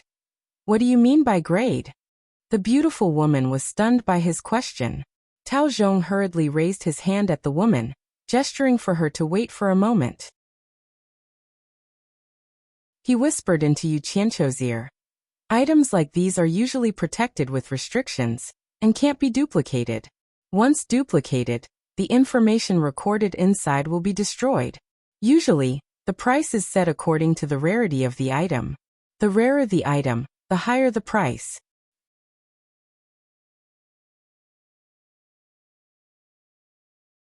Chapter 807. Yu Qianqiu made a no sound to indicate that he understood. Looking at the items on the shelf he probed. How much would it cost if I buy all the items on the shelf? Tao Zhong turned his head and rolled his eyes. The beautiful and capable woman was taken aback, her gaze sweeping over Yu Qianqiu once more. Although she guessed that this person wouldn't be able to afford it, she still maintained a warm attitude and calculated the price of the whole set of items. She replied with a smile. If you want to buy all the items of different grades, it would cost a total of 274 pieces of divine grade spirit stones. If you are sincere, we can waive the small change, just 270,000 divine grade spirit stones. Do you need it? So expensive? Yu Qianqiu exclaimed, walking up to the shelf and casually picking up a piece. Imbuing it with his divine sense, he placed it back down with a frown on his face. Isn't it just some drawings and some words? How can it be so expensive? The beautiful woman felt awkward for a moment, but maintained her smile as she explained. The quality of this account's items is guaranteed. These illustrations are the work of this account's expert appraiser. The authenticity of the illustrations and the real thing are almost perfect. Just based on the variety of items, I dare say that there is no other account that can surpass this account. Furthermore, the description of each item is very detailed, so it's definitely worth it. Yu Qianqiu turned to look at Tao Zhong, asking, "Is what she said true?" Tao Zhong coughed lightly, awkwardly saying, "Wang Gutong's reputation is unquestionable in the immortal world. Since she said so, it shouldn't be wrong." 270,000 divine grade spirit stones. Yu Qianqiu rubbed his chin, muttering under his breath as if he was thinking of something. A moment later, he turned to the smiling woman waiting for his reply. "How many sets do you have here?" The woman smiled politely and said, "You can have as many as you want." Yu Qianqiu's eyebrows rose, asking again, "You really can't copy them?" The woman's expression stiffened, and she didn't know whether to laugh or cry as she said, "Of course it can be copied. But this account has a special restriction on it. Only this account can copy it, outsiders can't copy it. To tell you the truth, this is also why I said that you can have as many as you want." Yu Qianqiu sighed with a little regret. It seemed that he would have to spend a lot this time. He waved his hand and said, "Forget it, just give me 100 sets. The woman was stunned. Her alluring red lips moved slightly as she awkwardly smiled and said, "Did you just say you want 100 sets?" At this moment, the few old men who had not turned around all turned around and looked at Yu Qianqiu. Tao Zhong opened his mouth wide in disbelief. Yu Qianqiu frowned and said, "No more, no less. I want 100 sets. Oh right, is there a discount for buying a lot?" The woman calmed down after confirming Huang Xiaolong's words. One look was enough to tell that she was someone who had seen the world. She smiled. "One set will be 270,000 divine grade spirit stones, so 100 sets will be 27 million divine grade spirit stones. And I'll take 25 million divine grade spirit stones from you. What do you think?" Yu Qianqiu looked at the woman suspiciously. Even if Wang Gutong was filthy rich, this decision wasn't something an ordinary disciple could make, right? This woman wasn't simple. "All right." Yu Qianqiu nodded his head, carefully observing the woman. "Please wait a moment, I'll sort them out for you." The woman nodded and left, tidying up the jade archives on the shelf. The several old men also came over to help, and very soon, 100 sets of jade archives were sorted out. The woman even used a storage bag to store the jade archives, handing them over to Yu Qianqiu for inspection. Yu Qianqiu was merely checking if the number of jade archives was correct. He had no way of verifying it. However, he believed that since Wang Gutong was able to become the industry leader in the immortal world, she wouldn't resort to such underhanded means. Putting away the storage bag, Huang Xiaolong also took out a storage bag for himself, passing it to the woman. "Count it." The woman quickly checked the number of divine grade spirit stones inside the storage bag, smiling. 25 million divine grade spirit stones is correct. She turned around and passed the storage bag to one of the old men behind her. When she turned around again, she saw Yu Qianqiu walking out of the room. She immediately called out, "Wait a moment." Yu Qianqiu turned around with a frown on his face. "We've already cleared the transaction. Is there a problem?" The woman quickly walked over to him, introducing herself with a smile. "I'm Wan Ling. May I know how to address this honored guest? Did she take a liking to me because of my generosity?" Yu Qianqiu thought it was impossible. If it was before, he wouldn't have dared to take out so many divine grade spirit stones to spend, afraid it would be too conspicuous. But after strolling around the streets, he realized that spending several tens of millions of divine grade spirit stones wasn't even enough to buy a blade of grass for a wealthy family. It couldn't be considered ostentatious. "I'm just a customer who came and went in a hurry. There's no need to leave my name, right? Yu Qianqiu's brows were slightly furrowed. Wan Ling smiled, taking out a purple gold medal token, handing it over. My grandfather is the Wan Gutong sect's chief. This token is convenient for honored guests to have dealings with me. Within this Wan Gutong sect's business scope, if there's anything you need my help with, you can use this token to receive preferential treatment and the best service. Please accept this token. She really isn't an ordinary person. Yu Qianqiu was dazed for a moment. Seriously, this thing should be similar to the VIP card in his previous life. Perhaps he could use it in the future. Reaching out to receive the token, Huang Xiaolong studied it over and over again. There were only 3 simple words Wan Gutong engraved on it. Other than the special material used, there wasn't even a trace of extra pattern. But it was obvious that someone had spent a lot of effort on those 3 words, as they were carved with vivid and lifelike vines. Yu Qianqiu put away the token, cupping his fists in greeting. This one is Yu Qianqiu. I have some matters to attend to, so I'll take my leave here. The smile on Wan Ling's face grew wider, reaching out a hand. Take care, I won't send you off. Once the 2 of them left the shop, Tao Zhong didn't even dare to breathe loudly. Yu Qianqiu's wealth had truly shocked him. Only now did he realize that Yu Qianqiu was not on the same level as him. He was just a mere rogue cultivator, but Yu Qianqiu's background was unfathomable to him. But what he couldn't figure out was, since he was so rich, why would he participate in such a dangerous divine ruin stage general assembly? Tao Zhong rubbed the bracelet on his wrist, and connecting it to Yu Qianqiu's idiotic question, a guess immediately formed in his mind. He had a strong suspicion that this Yu Qianqiu must be some rich family's disciple, the kind that had just seen the world for the first time, and went out to gain experience. Several old men from the Wan Gutong shop approached Wan Ling, one of them asking, just a mere 20 million divine grade spirit stones. Is it worth misgiving out a profound violet token? Wan Ling smiled but did not reply. Another old man behind her chuckled. Maybe it's not worth it, maybe it's very worth it. I've never seen anyone buy so many illustrations at once, hee. Illustrations of rare and precious items. Who would spend so much money to buy this kind of thing? Either he has the real thing to compare it to, or there's something wrong with his brain. But did you notice a very special situation? The old man who spoke first was frowning in thought when Wan Ling turned around with a smile. Looking at his attire, it's obvious he's not up to standard. Yet he could casually take out 20 million divine grade spirit stones. Although 20 million divine grade spirit stones is nothing to us, it's not something an ordinary person can take out. The contrast is too big. What puzzles me the most is that he doesn't seem to be familiar with our famous Wan Gutong shop. Also, I can't see through his cultivation. I wonder if the 3 elders can? The second old man nodded. This is the special situation I was talking about. Even with my late-stage great immortal realm cultivation, I can't see through his cultivation. Could it be that he's an early immortal emperor? In the immortal world, which early immortal emperor isn't famous? But I've never seen him before, isn't this strange? The other 2 elders exchanged a glance. It was obvious from their expressions that they didn't pay much attention. The first old man spoke solemnly. Maybe he took some kind of immortal pill to conceal his cultivation? I hope so. Otherwise, it's too strange.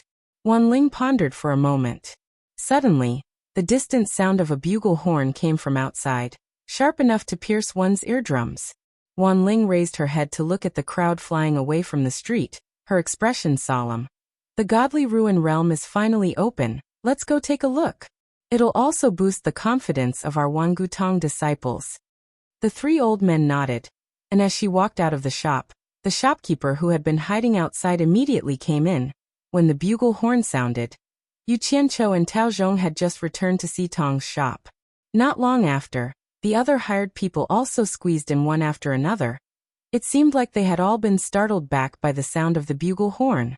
Everyone excitedly and nervously talked about the opening of the godly ruin realm.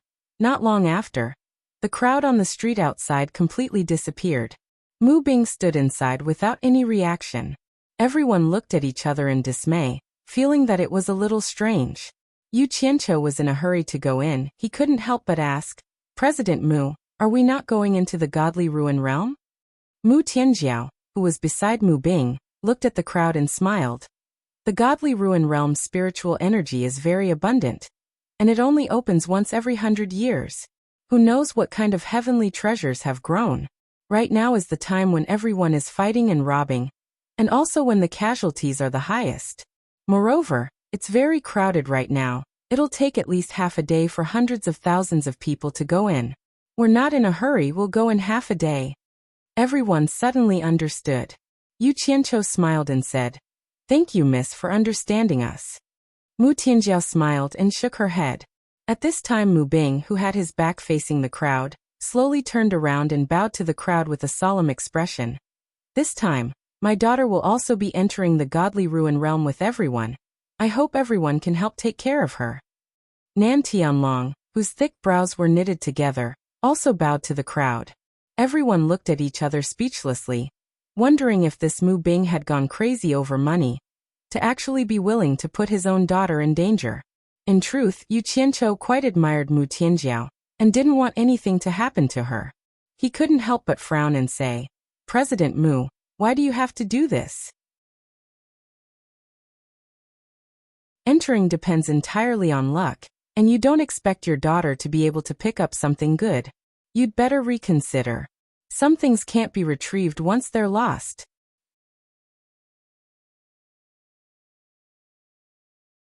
Chapter 808. A hint of bitterness appeared on Mu Bing's face, but he did not refute anything. Instead, it was Mu Tianjiao who stood up with her chest out and cupped her fists towards the crowd. She smiled sweetly and decisively.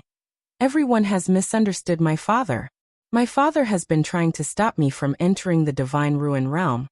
But my four-links chamber of commerce is already swaying in the wind and rain. As my father's only daughter, how can I sit back and do nothing?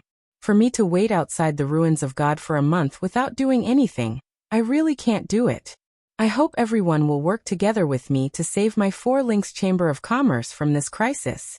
Mu Tianjiao thanks everyone in advance. As she spoke, she bowed deeply. Everyone looked at each other and sighed in their hearts. It was Mu Tianjiao's misfortune to be born in the four-links chamber of commerce, but the four-links chamber of commerce with Mu Tianjiao was a great blessing. Yu Qianqiu could not help but let out a sigh in his heart. A daughter should be like Mu Tianjiao. She was much better than her father. A few miles away from the square, under a huge stone mountain, was a dark cave with a diameter of dozens of meters. White mist was rising from it, lingering outside the cave. A thick and majestic ancient aura was pulsating in and out, shocking everyone outside the cave. Then, the white mist shrank and gathered inside the cave, blooming with a white stream of light and spinning. The hundreds of thousands of people outside stared intently at this scene until the white light in the cave stabilized. "It's open, it's open!" The crowd burst into excited cheers. The divine ruin realm had finally opened, and everyone's eyes were burning with excitement. Outside the cave were thousands of golden-robed men, each of them looking around vigilantly, keeping the hundreds of thousands of people away from the cave entrance. The stone mountain was also filled with thousands of golden-robed men, watching below. The external affairs commander of the Immortal Palace, Wuxia, stood behind the thousands of golden-robed men, quietly standing beside the cave entrance with his hands behind his back. His cold gaze swept over the hundreds of thousands of people from the various sects and chambers of commerce. He was the commander who had helped Mu Tianjiao out of trouble before. At this moment, the hundreds of thousands of people all stared at the side of the mountain. They saw a team of 100 golden-robed men walking neatly from the side. They lined up in front of Wu Xiong and knelt on one knee saying, "Greetings, Commander." Wu Xiong nodded slightly and said indifferently, "Let's begin." The 100 people all stood up. The leader waved his hand at them and signaled for them to set off. He took the lead and flew into the swirling white light in the cave. The others also followed him without hesitation. Then a person walked out from behind Wu Xiong and waved his arm forward. The thousands of golden-robed men immediately changed their formation, forming of one group of 100, of each group of 100, and immediately separated dozens of paths. The hundreds of thousands of people gathered outside immediately surged and slowly moved forward. the immortal of the hundreds of thousands of people had. Of the rules of. For a time, people from the various sects and merchant guilds could be seen passing through the golden-robed guards and rushing into the cave. As for the situation behind the cave, no one knew.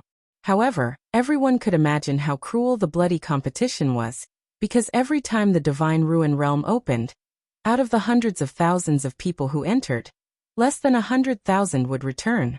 Some sects and chambers of commerce would send 30 disciples in, but only 1 or 2 would come back alive. Some unlucky ones might not even make it back alive.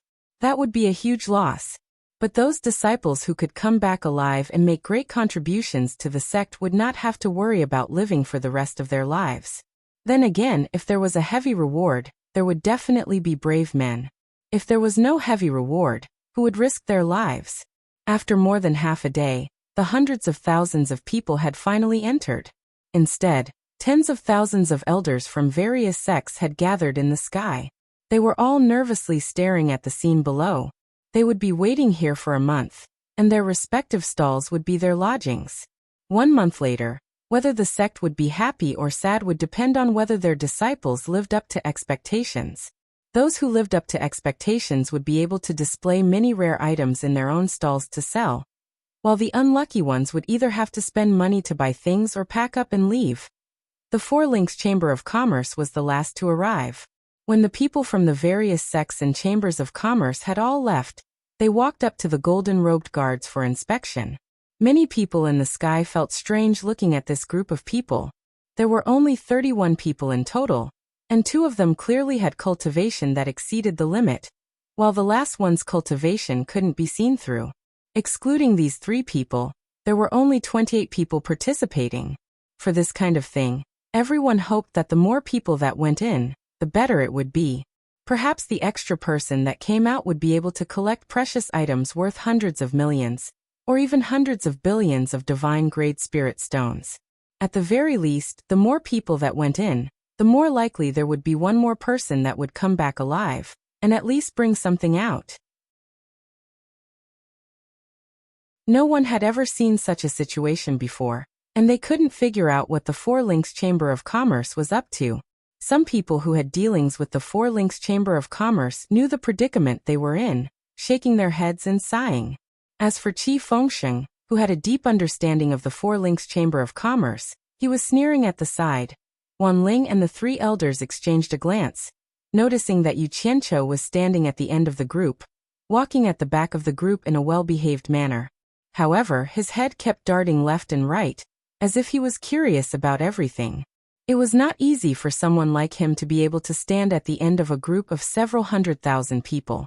Being the only one among several 100,000 people was quite eye-catching. However, the most eye-catching thing was yet to come. 2 golden-robed guards suddenly raised their hands and shouted, "Stop right there. You're not allowed to go in," cutting off Yu Qianqiu's little tail from the outside. Everyone's gazes were fixed on him. Yu Qianqiu was isolated outside, dumbfounded as he looked around. Facing the group of golden-robed guards that were glaring at him like tigers watching their prey, he swallowed hard and said, "Why if they can go in, why can't I go in?" One of the golden-robed guards snorted coldly, "There's no why. Leave now." Mu Bing hurried over with Nan Tianlong, bowing and explaining, "You may have misunderstood. His cultivation is only at the soul formation stage. He's only like this because he took an immortal pill that conceals his cultivation." "That's your business. There's no need to explain it to me," the golden-robed guard shouted. "Leave now, or you'll be killed." Mu Bing couldn't hold back after hearing such harsh words. Mu Tianjiao, who had already passed the inspection, quickly ran back. She bowed to the golden-robed guard and begged, "Big brother, please do me a favor. He really is only at the soul formation stage. You can check him." Commander Wu Xiong, who was standing at the entrance of the cave, had no interest in this kind of thing. His subordinates naturally had their reasons for doing this, but when his gaze landed on Mu Tianjiao, he paused slightly. In a flash, he teleported to their side and asked indifferently, "What's going on?" After the group of people bowed, both sides explained the reason. Wu Xiong glanced at the small group of people and was somewhat curious. He stared at Mu Tianjiao and asked, Why are there fewer people? Mu Tianjiao immediately bowed and said, reporting to Commander, our Chamber of Commerce is in a difficult time. We really can't gather enough people. Other than my daughter, they were all recruited by our Chamber of Commerce. We're already very lucky to be able to recruit so many people. Wu Xiong had been in the celestial world for so many years, so of course he knew about ups and downs. He could roughly guess what was going on. He asked indifferently, you want to enter the Divine Ruin Realm yourself? Yes. Mu Tianjiao replied respectfully. We really don't have enough people. Wu Xiong didn't ask any more questions. He made an exception and put his hand on Yu Qianqiu's shoulder. He discovered that Yu Qianqiu's body was indeed filled with white true essence, not golden celestial essence. He didn't say the result himself. He said indifferently to the two guards, check his cultivation. Yes. The two guards responded and immediately put a hand on Yu Qianqiu's shoulder. Then they withdrew their hands and replied, late-stage soul formation cultivation. Wu Xiong nodded and said, late-stage soul formation cultivation entering the Divine Ruin Realm isn't against the rules, right? One of them immediately reported, since it's been confirmed, it's not against the rules. Without another word, Wu Xiong waved his hand and said, let them pass. At the same time, he disappeared in a flash, not even giving Mu Tianjiao and the others a chance to thank him. After some twists and turns, under Mu Tianjiao's lead, the group of 28 people finally entered the Divine Ruin Realm. Wan Ling and the three elders looked at each other speechlessly after witnessing this scene. They didn't expect that Yu Qianqiu had really taken an immortal pill to conceal his cultivation. What they didn't expect even more was that Yu Qianqiu would actually enter such a dangerous place like the Divine Ruin Realm. The mystery of buying 100 sets of illustrations made them even more confused. Could it be to bring them into the Divine Ruin Realm for comparison? But they didn't even have 30 people, so what did they need 100 sets for? As soon as Yu Qianqiu and the others entered the circling white light, they immediately felt as if they were in a starry sky. There were colorful streams of light flying around them, and there was a huge suction force in front of them that made them involuntarily pass through. In just a few moments, everyone felt their eyes light up. A huge force spat them out from the darkness of the flowing light.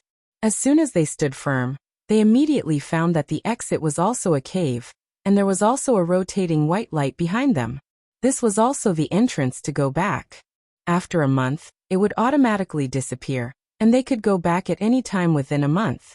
However, once they went out, they would lose the chance to come back. The people of the Immortal Palace would not let them in again. However, no one would go back before the time limit was up. The consequences of going out midway were very serious.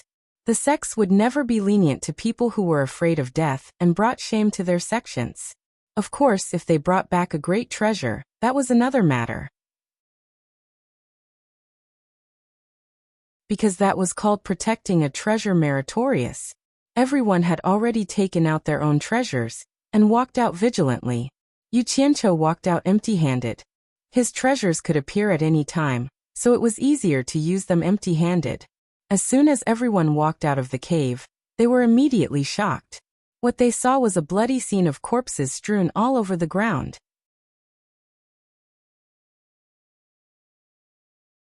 Chapter 809. As far as the eye could see, everything was dark and gloomy, as if it was raining and the sun couldn't be seen. The naked eye couldn't see very far, only a few hundred meters away. However, within this area, there were broken limbs and intestines spilling out. The blood on the ground had yet to coagulate, and was still flowing slowly. It was obvious that the fierce battle was about to end. Countless people had died with their eyes wide open.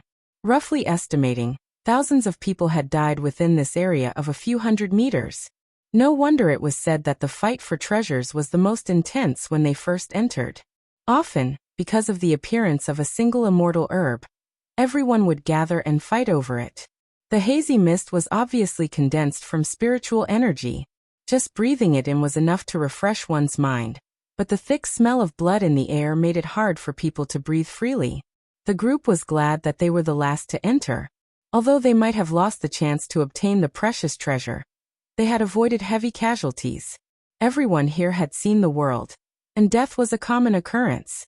The tragic scene in front of them shocked them, but there was nothing to be afraid of. Mu Tianjiao's beautiful hair had long been tied into a tight knot. In one hand, she held a small silver-white shield engraved with various patterns of flowers. In the other she held a sword. Judging from the gleaming luster on the sword, they were no ordinary items. It's best that we don't split up. However, in case we get separated by an accident, everyone must remember the way back. After Mu Tianjiao's sincere explanation, a resolute expression flashed across her face as she warned, "But I'll say the ugly words first. According to the previous agreement, if you withdraw without obtaining any valuable treasures, I, Si Tong, will not pay a single spirit stone." No one said anything. Most of them were vigilant of their surroundings. Yu Qianqiu tilted his head and rummaged through a pile of jade archives and illustrations from his storage pouch. After arranging them in a convenient order, he put them back into his storage pouch. He kept 2 of the immortal herbs in his hand, ready to compare them with the real thing. He had no choice. Unlike everyone else, they were all natives of the immortal realm. Even if they hadn't seen many things before, they had at least heard of them. With one look, they could tell what they should pick and what they shouldn't. However, when they saw that he didn't take out any transcendent artifacts, but instead took out 2 jade archives, they became curious. Only Tao Zhong turned his head to the side speechlessly. "You're a second-generation rich kid. What are you doing here? Is this a place for you to play?" Mu Tianjiao asked suspiciously. "Yu Qianqiu, don't you have any Dharma treasures?" Yu Qianqiu raised his head and let out an ah. When he came back to his senses, he casually took out a flying sword from his sleeve. With a flash of cold light, it went back into his sleeve. Everyone looked at each other in dismay. They were all interested in his sleeve and couldn't help but take a few more glances. Seeing that he was prepared, Mu Tianjiao nodded slightly, waved the shield in her hand, and said, "Let's go."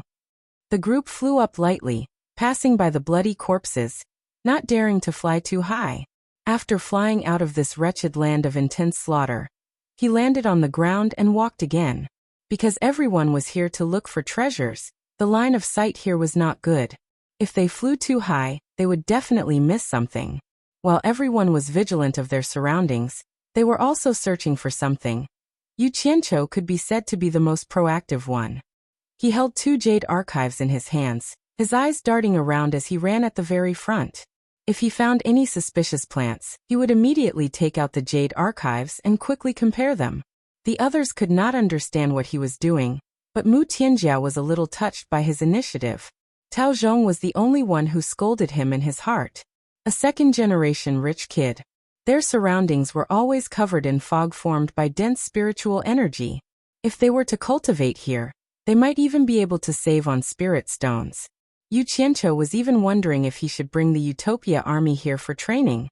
Perhaps it was because they were shrouded in spirit fog for a long period of time and never saw sunlight, but the plants in the ruins of God looked a little strange. They were mostly different from the plants commonly seen outside.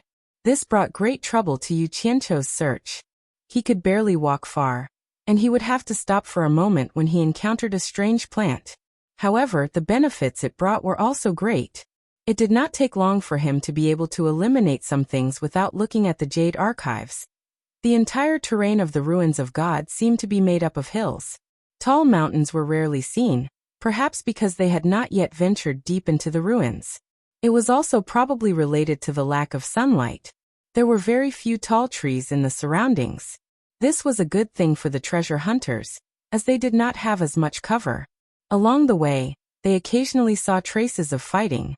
There were ferocious beasts that had been killed, as well as the corpses of those who had been killed in battle. The storage bags and storage bracelets on their bodies were nowhere to be seen. It was obvious that they had been taken by their opponents. After hundreds of thousands of people swept through the area, it was indeed very safe. Even the wild beasts were probably scared out of their wits, let alone the ferocious beasts. Although Yu Qianqiu and the others were the last to enter, they did not come out empty-handed. They found quite a number of immortal herbs along the way. Although they were not very valuable, they would pick them as long as they passed by.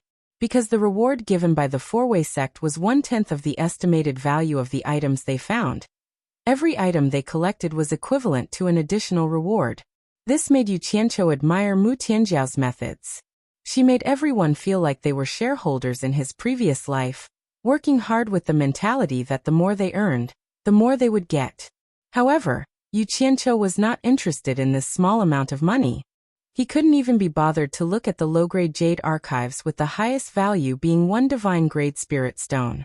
In his hand were mid-grade and high-grade jade archives with the lowest value of one divine-grade spirit stone, with the highest value reaching hundreds of billions of divine-grade spirit stones. Currently, everyone was still in the outer region of the ruins of God. It would be very difficult for Huang Xiaolong to find mid-grade and high-grade immortal herbs. Everyone had more or less harvested their harvest, but he did not even touch a single stalk. Not to mention Mu Tianjiao. Even everyone else was a little unhappy, because once they went out, he, Yu Qianqiu, would have to take a share of everyone's hard-earned harvest. How could he just split the money and not do any work? Who knew that before everyone could complain, Yu Qianqiu would be the first to do so? He who was walking at the front suddenly stopped, turning around and shouting at the crowd. Following behind others like this is not a solution, ah. There really isn't anything valuable here. Even if there was, it would have been swept clean by the hundreds of thousands of people ahead of us. Why don't we just fly forward, go deeper inside and make a fortune? What do you guys think? Everyone exchanged a look, hesitating. Going deeper inside was indeed possible, but there were definitely too many people here. Even if they came across something good, they would have to fight to snatch it. The risk was too high. If they dragged on for another day or two, many people would die, and the danger would be greatly reduced.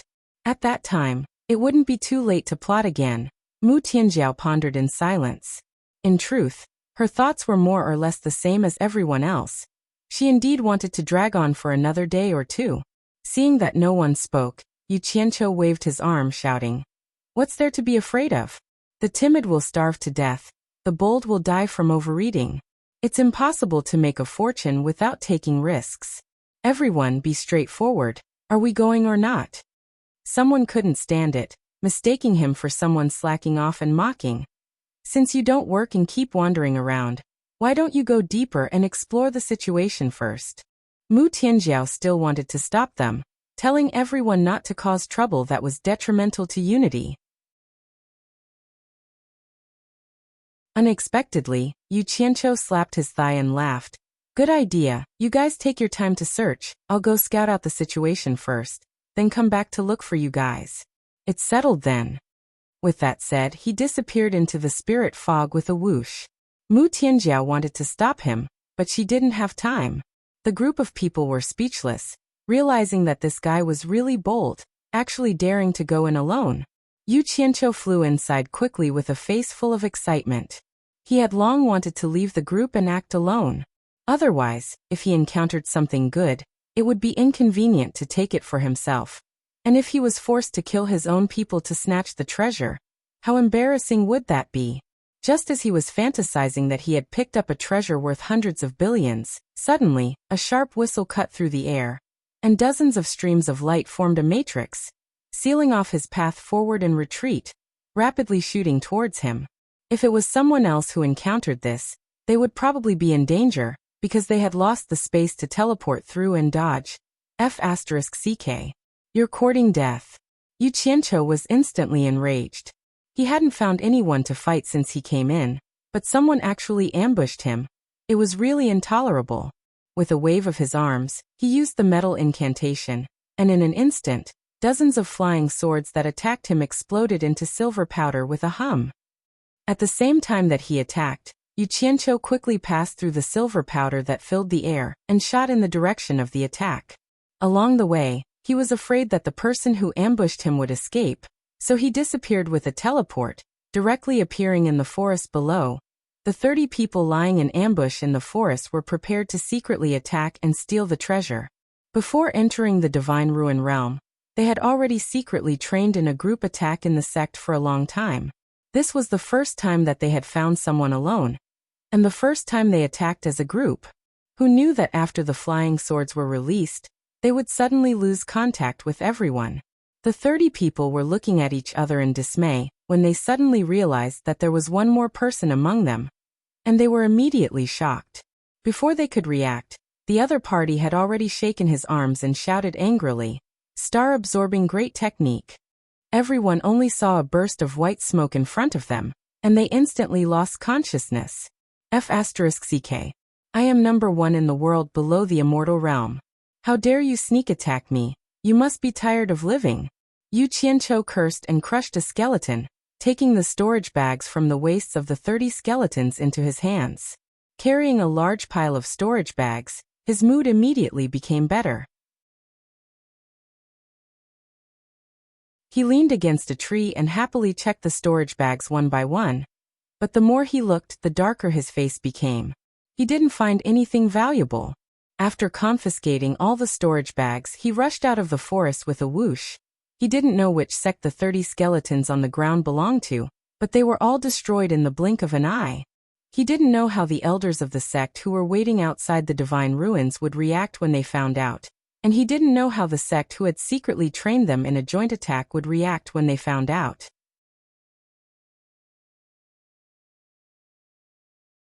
Chapter 8:10. To Yu Qianqiu, killing these people did not burden him in the slightest. Entering this place to fight and kill was a matter of life and death. Success or failure was up to the heavens. Moreover, these people were the ones who made the first move. He had not flown far from the place where he had killed people when he faintly heard the sounds of an intense battle. It sounded like a group of people were fighting. Yu Qianqiu immediately slowed down and arrived outside a valley. He quietly floated close to the ground and hid behind a large boulder. He peeked his head out to take a look. By the time he saw what was happening, the intense battle was almost over. He saw with his own eyes one of the people being dismembered by a group of swords. There were other corpses scattered all over the valley. Another surrounded gray-robed man suddenly summoned something from his storage bangle. He grabbed it in his hand and shouted angrily, "Stop, or I'll destroy it." The dozen or so blue-robed men surrounding him immediately hesitated. Their flying swords hovered in the air, glaring at the gray-robed man. However, none of them dared to make another move. After exchanging glances, one of them stepped forward and said with a cold smile, "Hand it over, and I promise to let you live." "Do you think I'll believe your bullshit?" The gray-robed man said with a face full of grief and indignation. The leader of the blue-robed men scoffed. "What do you want then? If you destroy the thing, you'll still die. Hand it over, and I promise to let you go." The gray-robed man shook his head in grief and indignation. He knew full well what would happen to him if he handed over the thing. However, as luck would have it, he happened to see a head peeping from behind a large boulder outside the valley. Needless to say, it was Yu Qianqiu.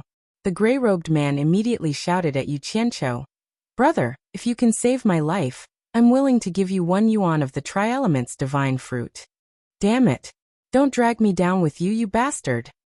Yu Qianqiu cursed under his breath and immediately retracted his head. However, he seemed to have heard the name, Tri-Elements divine fruit, somewhere before. He immediately took out the jade archive and checked it. The dozen or so blue-robed men looked over, but saw no one. The leader immediately laughed and said, "Do you think we're 3-year-olds? You're still trying to create a diversion at this point? I advise you to obediently hand over the item, and I promise to let you go." However, the gray-clothed man was unwilling to give up. He shouted again, "Brother, do you think it's too little?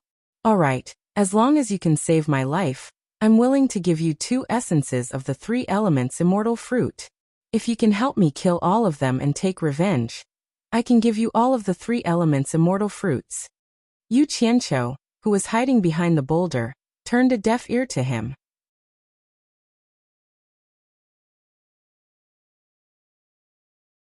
The instant white smoke rose from the blue-robed man's body.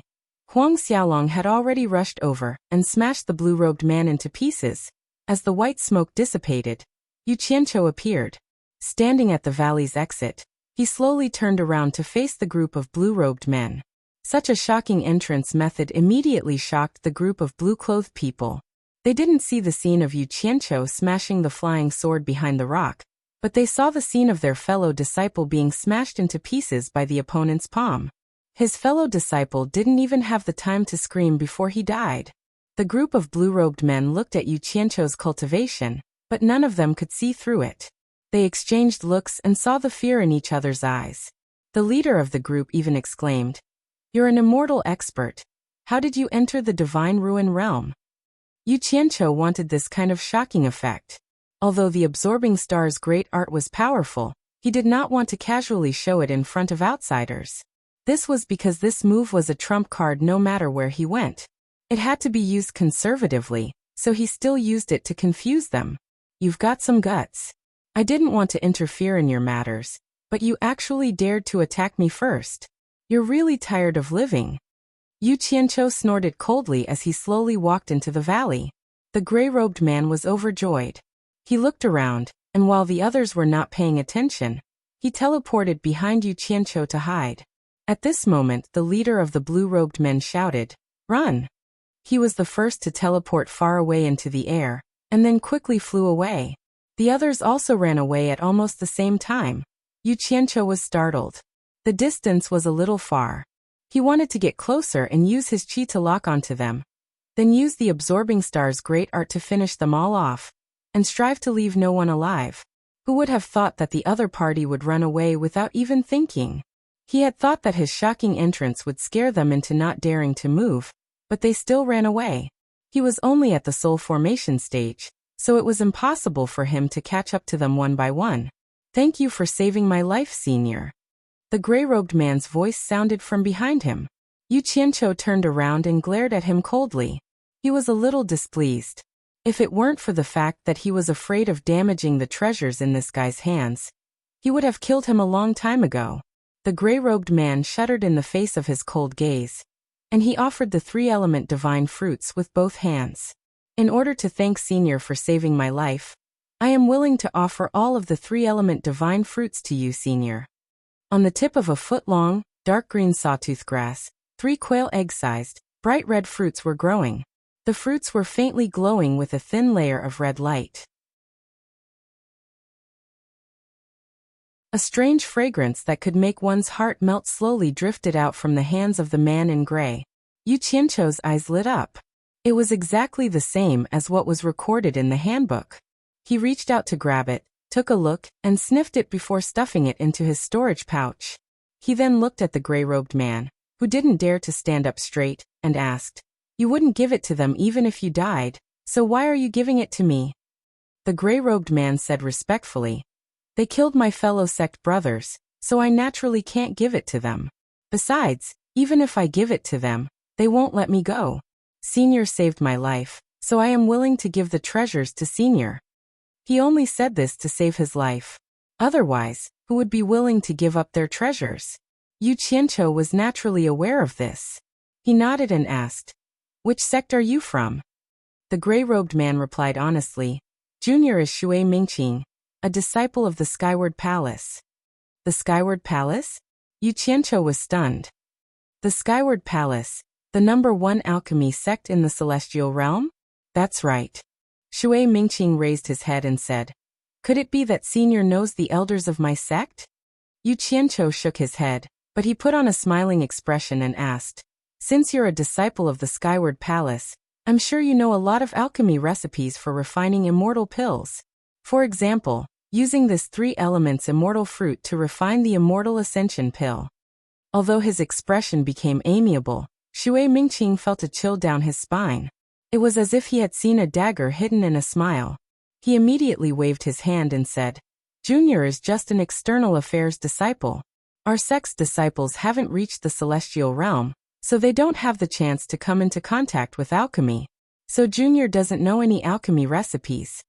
Yu Qianqiu snorted and said with a cold smile, "You're clearly lying to me. As a disciple of the Skyward Palace, how can you not know anything about alchemy?"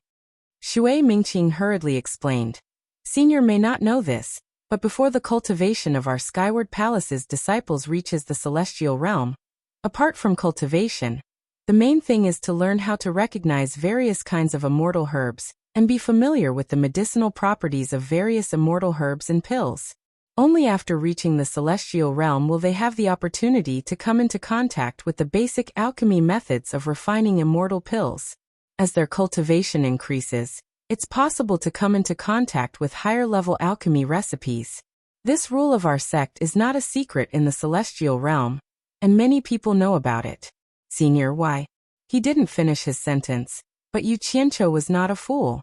Naturally, he knew what he wanted to say, but now he believed that what he said was true. After a pause, his eyebrows suddenly moved as if he remembered something. He coughed and said, "Since you said you're familiar with the medicinal properties of various kinds of immortal herbs and pills, I'd like to test you. Do you know about the limit-breaking pill?" "Yes." Shui Mingqing replied confidently. The limit-breaking pill is transparent white. Ordinary cultivators with spirit stones can increase their cultivation by 1 level every time they take one, and they can't increase anymore when they reach the end of the tribulation passing stage. There are actually 2 other colors of the limit-breaking pill, one is purple, and the other is red. Actually, both of them are poisonous pills.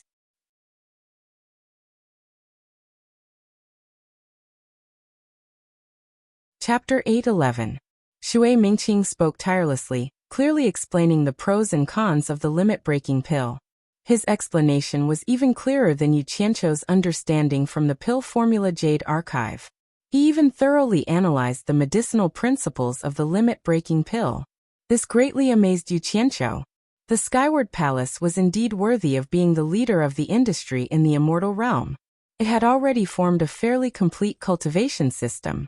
Its disciples had already laid a solid foundation before they even came into contact with alchemy. Once they officially started in the future, they would be able to achieve twice the results with half the effort. Sure enough, the methods accumulated over the years were not something that the cultivation sects in the mortal world could compare with.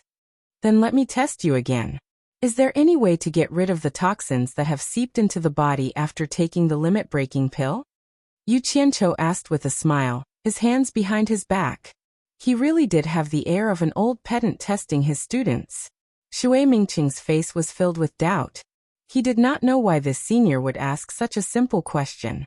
Even if these questions were not known to everyone in the immortal realm, they were not secrets, were they? Yu Qianqiu urged with a smile. It doesn't matter. Don't worry and say it boldly. Shui Mingqing paused for a moment, then continued to reply respectfully. The toxins of the real limit-breaking pill are relatively mild.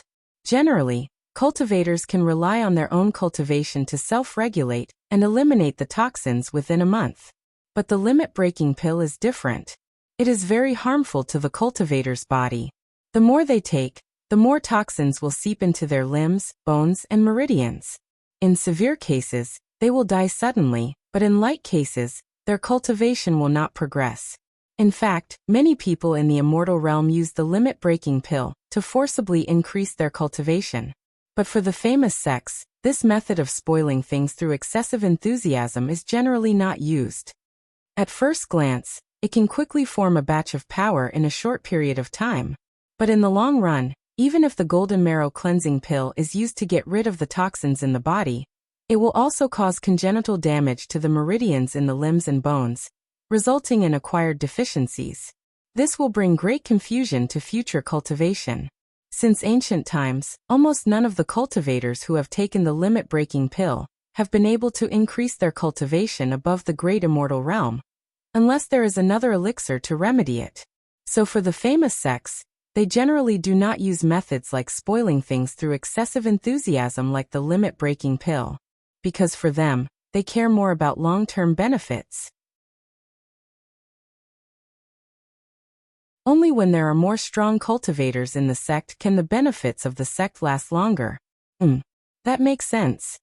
Yu Qianqiu nodded slightly and asked, the marrow-cleansing golden pill you mentioned is the thing that can remove the poison from the limit-breaking pill, right? Exactly. Shui Mingqing couldn't help but ask, with senior's cultivation, you shouldn't need the marrow-washing golden pill, right? Senior, do you have someone who has taken the limit-breaking pill? Smart. To think that you would be able to guess that. Yu Qianqiu laughed out. And pill and is it expensive? Shui Mingqing really wanted to take a closer look at what kind of person this person was. Why did he keep asking this question that everyone knew about? However, he did not dare to be presumptuous. After all, with this person's cultivation base, he could kill Shui Mingqing at any time. Thus, without any complaints, he replied obediently, "Actually, the demand is still very high because there are many people who have used pills similar to the restriction-breaking pill.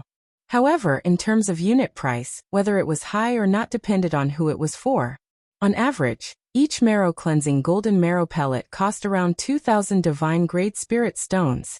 It was a huge sum to the average person, but it was nothing to the big sects and families. In fact, the golden marrow cleansing pellets' cost price wasn't high at all. The main reason why it could be sold for 2,000 divine-grade spirit stones was because of the high demand, not to mention that immortal herbs had a certain growth cycle. No matter how common an immortal herb was, it couldn't be as common as weeds. It wasn't worth it to use other treasures to grow it. This explanation was very detailed. Yu Qianqiu looked at the other person in admiration, but he was calculating in his heart. There were close to 10,000 people in Utopia's army, including some people who did odd jobs. There were more than 10,000 people. These were all his subordinates, and he could not leave them alone. Moreover, when he came to the immortal world to conquer the world, it was more reassuring to use his own people. After all, he had spent a lot of effort to train them day by day. 10,000 marrow-cleansing golden marrow pellets were only 20 million divine-grade spirit stones. He could still afford this amount of money. Even if he could not afford it, he had to think of a way to do so.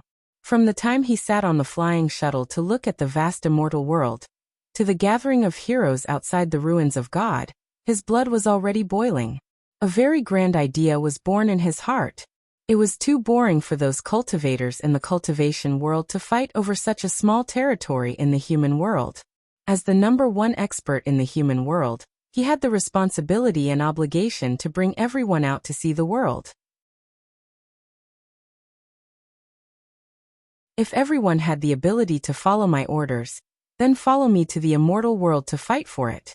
From that moment on, he had the intention to use Utopia as the core and establish the cultivation world in the human world as his headquarters. Then he would bring everyone to the immortal world to develop. He believed that those experts who were famous in the human world were not petty people. Once they went to the immortal world and saw the world, they would not be interested in the benefits of the human world.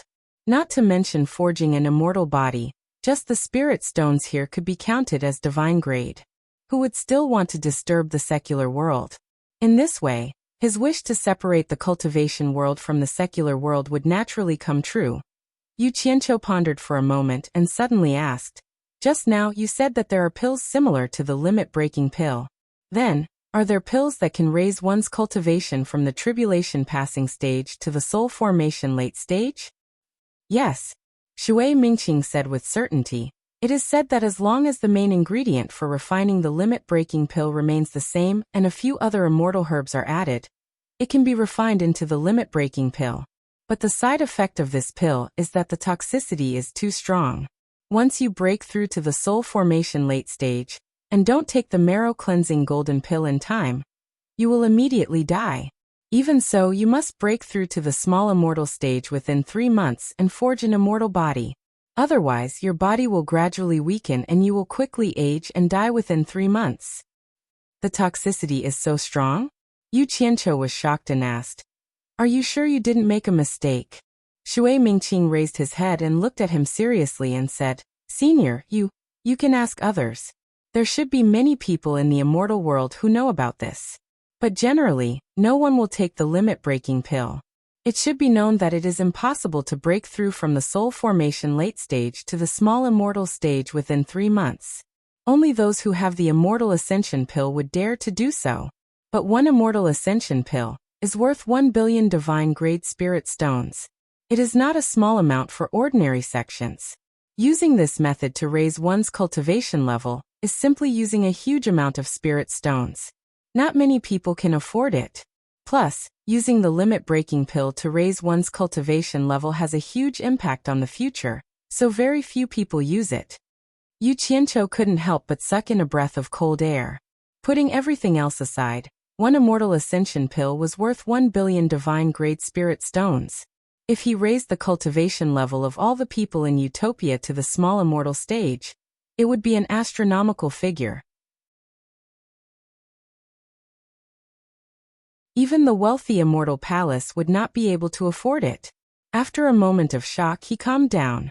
As long as he could find the various immortal herbs to refine the pill in the ruins of God, with the help of the purple chaos in Utopia, it would not be a problem to cultivate a large number of immortal herbs. The real problem was in the refining. With the pill refining recipe he could make a living in the mortal world, but it was obviously not good enough in the immortal world. But then again, as long as he could control a large number of rare immortal herbs, he would not have to worry about not being able to earn money in the immortal world. At the same time, he would not have to spend so much money. The most important problem now was to find the rare immortal herbs to cultivate, and then the problem of refining. As for finding rare spirit herbs, he had planned to do so before entering the ruins of God, but to find someone to refine the pill. Yu Qianqiu pinched his chin and looked at Shui Mingqing greedily. He had already set his sights on the #1 alchemist sect in the immortal world, Skyward Palace. Looking at the clothes of the corpses scattered in the valley, Yu Qianqiu sighed meaningfully. It seems that among the 30 people from Skyward Palace who came in, you are the only one who is lucky enough to be alive. What are your plans for the future? Shui Mingqing's face darkened when he heard this. He slowly shook his head and said, "If I can find a valuable treasure and return, it will be a great contribution. If I go back empty-handed, I'm afraid my cultivation will come to an end." Yu Qianqiu suddenly chuckled and said, "Even if you have a valuable treasure in your hands, do you think you can leave the ruins of God by yourself? I'm afraid there are already people lying in ambush at the exit of the ruins of God, waiting for a lone person like you to walk right into the trap." Shui Mingqing was immediately stunned on the spot. After a moment of absent-mindedness, he suddenly raised his head and bowed. "Senior's cultivation is profound. Please show me a way out." He was not stupid. After he reacted, he immediately guessed that Yu Qianqiu must have a purpose for saying this. Otherwise, with the other party's cultivation, there was no need for him to pay attention to him. Talking to smart people is really enjoyable. You understand with just a hint. Yu Qianqiu scanned the entire valley and said slowly, "I won't hide it from you. After we go out, I will have to deal with your sect. When the time comes, you can introduce me to them. Secondly, you will follow me for this month. When we go out together a month later, I will give you a rare treasure that you can take out so that you can explain to your sect. Of course, during this month, you will also have to display your specialty and help me lead the team to find all kinds of rare immortal herbs. What do you think?" Shui Mingqing was overjoyed.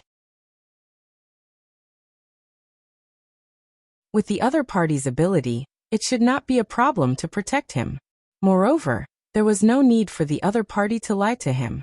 He was such a burden in this dangerous area. He immediately bowed and said, "Junior will follow Senior's arrangements." As he said this, he looked around and was stunned. "Senior wants me to lead the team?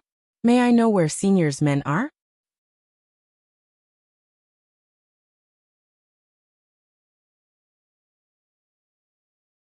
Chapter 8:12. Yu Qianqiu laughed and walked over to pat him on the shoulder. He seemed to have found the feeling when a mortal crocodile patted him. Then he said, "Don't worry, it won't be long before a large number of experts will come to command you. I guarantee that you'll have a good time in the Divine Ruin Realm." Shui Mingqing was shocked by his pat and nodded with an awkward smile. "I'll follow Senior's arrangements, Senior's arrangements." Yu Qianqiu looked around and pointed to the valley. "Find a place to hide in this valley first. Wait for me for a day or two. I'll come find you then." "A day or two?" Shui Mingqing immediately said with a bitter face, "Senior, there are no good places to hide in this valley. I'm afraid I won't be able to hold on for a day or two before I'm discovered." "I see." Yu Qianqiu was startled. He waved his hand and said, "It's okay, I'll give you a safe place to hide." Just as he waved his hand, the ground surged and the two of them went straight underground. Shui Mingqing looked around in surprise and said blankly, "Earth manipulation technique." The layer of soil above their heads healed, and the light disappeared instantly. The two of them were still sinking until they reached a depth of about 100 meters underground. Yu Qianqiu learned from Huang Tian that day and scattered a large pile of fluorite. The surrounding layer of soil was inlaid with fluorite and retreated. In a short while, a spacious underground room was formed with tables and chairs. Although Shui Mingqing knew of the earth manipulation technique, it was still the first time he witnessed such a magical scene. His eyes couldn't help but shine as he cupped his hands and praised. Senior's methods are indeed extraordinary. Junior is impressed. Stop flattering me and don't run around. Wait for me to come back. Yu Qianqiu dove into the soil and disappeared. The cornucopia of the world commerce had lost its former prosperity. Although the ruins had been cleaned up, it would still take time for the cornucopia to recover its former vitality.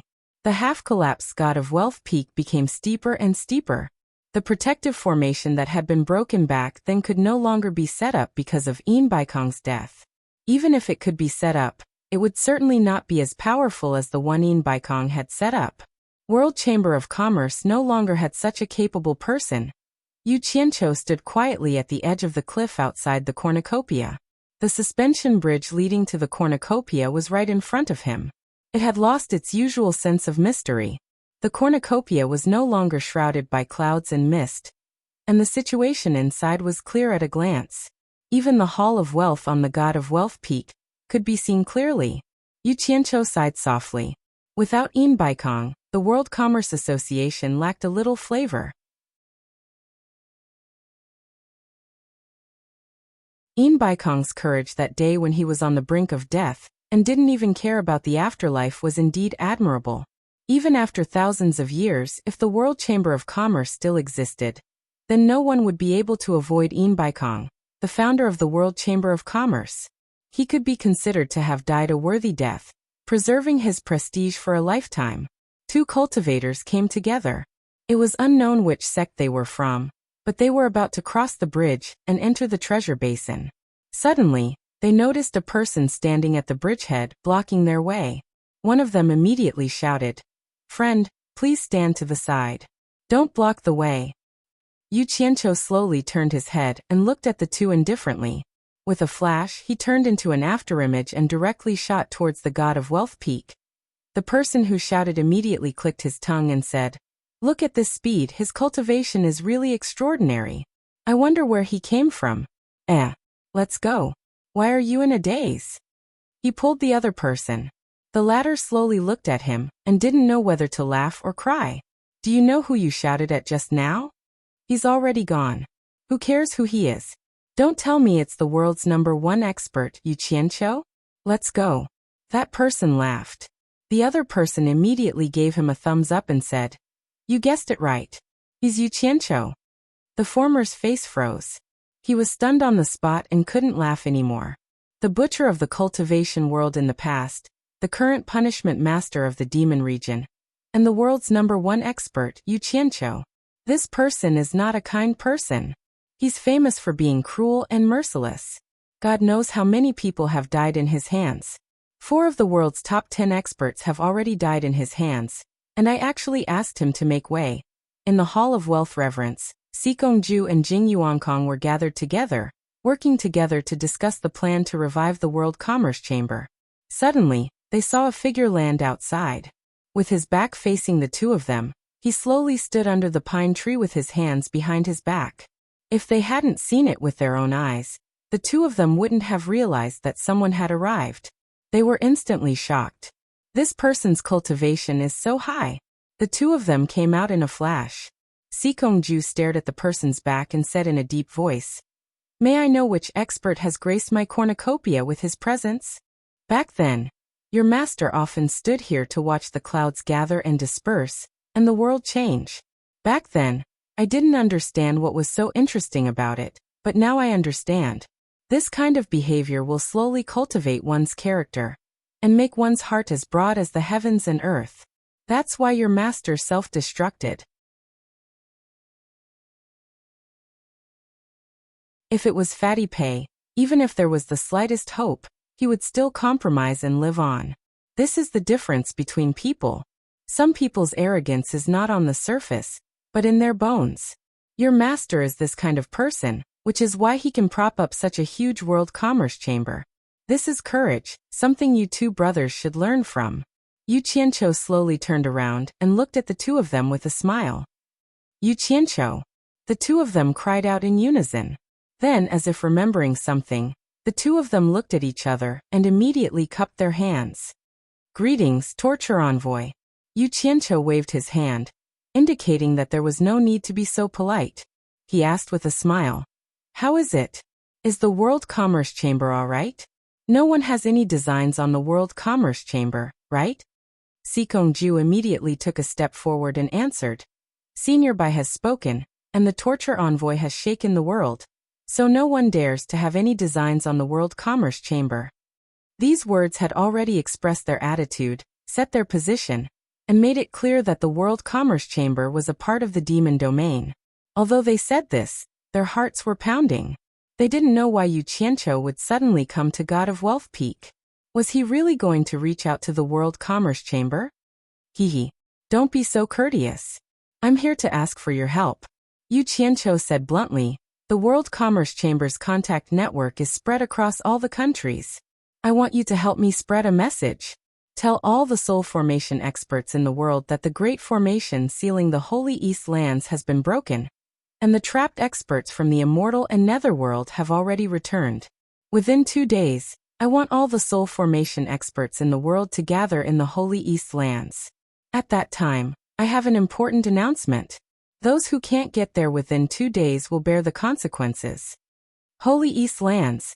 Sikongju and Jing Yuankong were stunned by this news. As Nongju knew that this matter was of great importance, she didn't let Nanming Patriarch divulge the news, so everyone didn't know about this news in a short period of time. From Yu Qianqiu's words, the two of them couldn't help but think of the rumors from a while ago. It was said that a large number of mysterious experts had suddenly passed through the skies of China's cultivation world. Seeing that the two of them were still in a daze, Yu Qianqiu frowned and asked indifferently, "Can you help me spread the news as quickly as possible?" The two of them suddenly came back to their senses and expressed that there was no problem.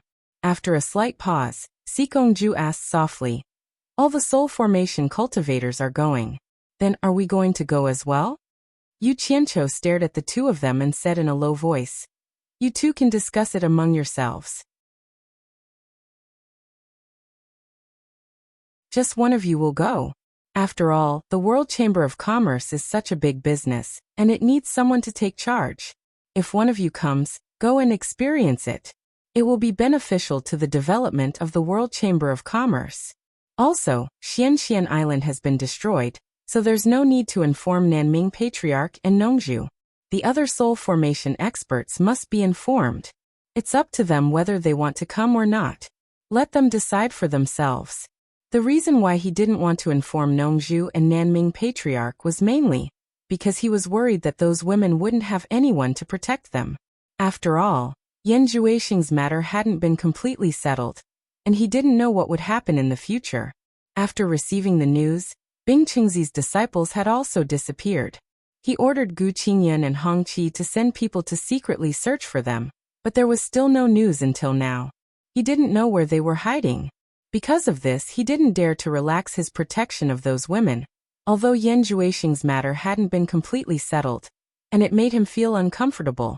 He didn't have the time to play hide and seek with Yan Zhuixing. He wouldn't give up eating for fear of choking because of Yan Zhuixing. He still had to do what he needed to do. The two of them looked at each other and Sikongju nodded. "We'll go and arrange it now." Yu Qianqiu didn't say much and disappeared on the spot. The two of them looked at each other, and Sikongju nodded. "We'll go and arrange it now." Yu Qianqiu didn't say anything else and disappeared on the spot. The two of them were stunned once again. Yu Qianqiu, who had returned to Utopia, immediately found a remote place. He cast the earth mantra and sank several hundred meters underground. Another pile of fluorite was scattered out, and the surrounding soil, which was embedded with fluorite, retreated. In the blink of an eye, a grand underground palace was formed. However, this underground palace wasn't like before. The decorations in the surroundings were arranged in picturesque disorder. Standing in it would give people a feeling of being in a mysterious formation. After spending half a day and putting in a lot of effort to carve the underground palace to make it more mysterious, he nodded in satisfaction and silently memorized the layout before disappearing on the spot. When he appeared again, he appeared in the underground palace where he had met the underworld saintess. He released his divine sense and scanned the surroundings. After confirming that there was no one around, he waved his hand and pointed at the ground. The dark stone floor melted, and the soil underground also melted. He slowly walked down, and a slanted underground tunnel formed. When he was nearly 100 meters down, he scattered another pile of fluorite and executed the earth art. Soon, a magnificent underground palace that was exactly the same as the one under Utopia was formed. Looking around the underground palace, a smile appeared on his lips. The reason why he put in so much effort was because he couldn't always fool others like how he had fooled a mortal crocodile. That method could fool 1 or 2 people, but it would be unbearable to fool a large group of people. Now that he had created 2 identical places, he wouldn't have to be afraid even if he was in Utopia.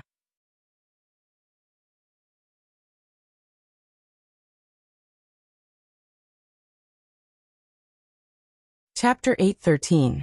In the sky above the vast East Sea, more than 300 soul formation experts gathered in a group and quickly flew toward the East Holy Land.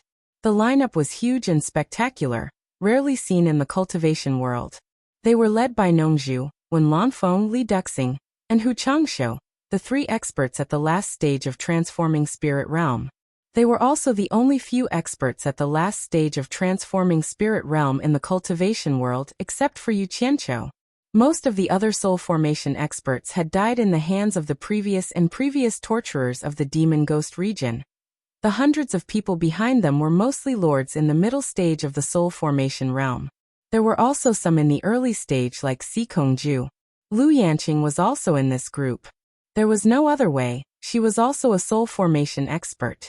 Who would dare to disobey the order of the demon ghost region's torturer?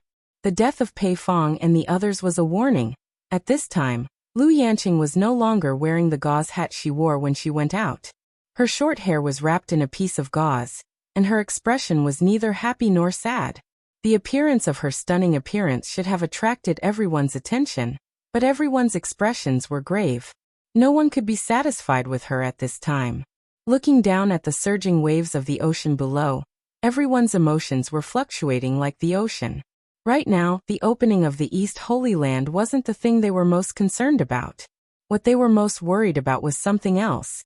The appointment at the East Sea again. The soul formation experts' hearts trembled at the thought of this word. The previous torturer of the demon ghost region, Bai Changchun, had invited everyone to the East Sea to show off his power. He had ruthlessly slaughtered several people and intimidated the entire cultivation world. Now the new torturer of the demon ghost region had come to the East Sea again. Oh my god! What did Yu Qianqiu want to do? Did he want to ruthlessly show off his power like his master? Was the death of Pei Fong, Ouyingda, Qi Jiujuan and Bing Qingzi not enough? When the group received the order from the World Chamber of Commerce, they were all dumbfounded. They hurriedly used the communication array to contact each other, only to find that everyone had received a terrible invitation. Actually, no one wanted to go, but no one dared to say no. Yu Qianqiu's vicious and merciless methods were well known. In the end, a group of people came up with a good idea. All of them gathered in the purple bamboo forest in the South Sea and begged Nongzhu to speak for them at the critical moment, because Nongzhu had a good relationship with the 2 torture envoys of the demon ghost region. Nongzhu and ancestor Nanming didn't know that Yu Qianqiu had summoned all the deification realm experts in the world to gather in the East Holy Land. Seeing this group of people coming together, Nongzhu almost jumped in fright, thinking that this group of people wanted to join hands to deal with her. When he figured out what was going on, he also thought that Yu Qianqiu was trying to copy old Bai Liwei. Even the place he picked was so similar.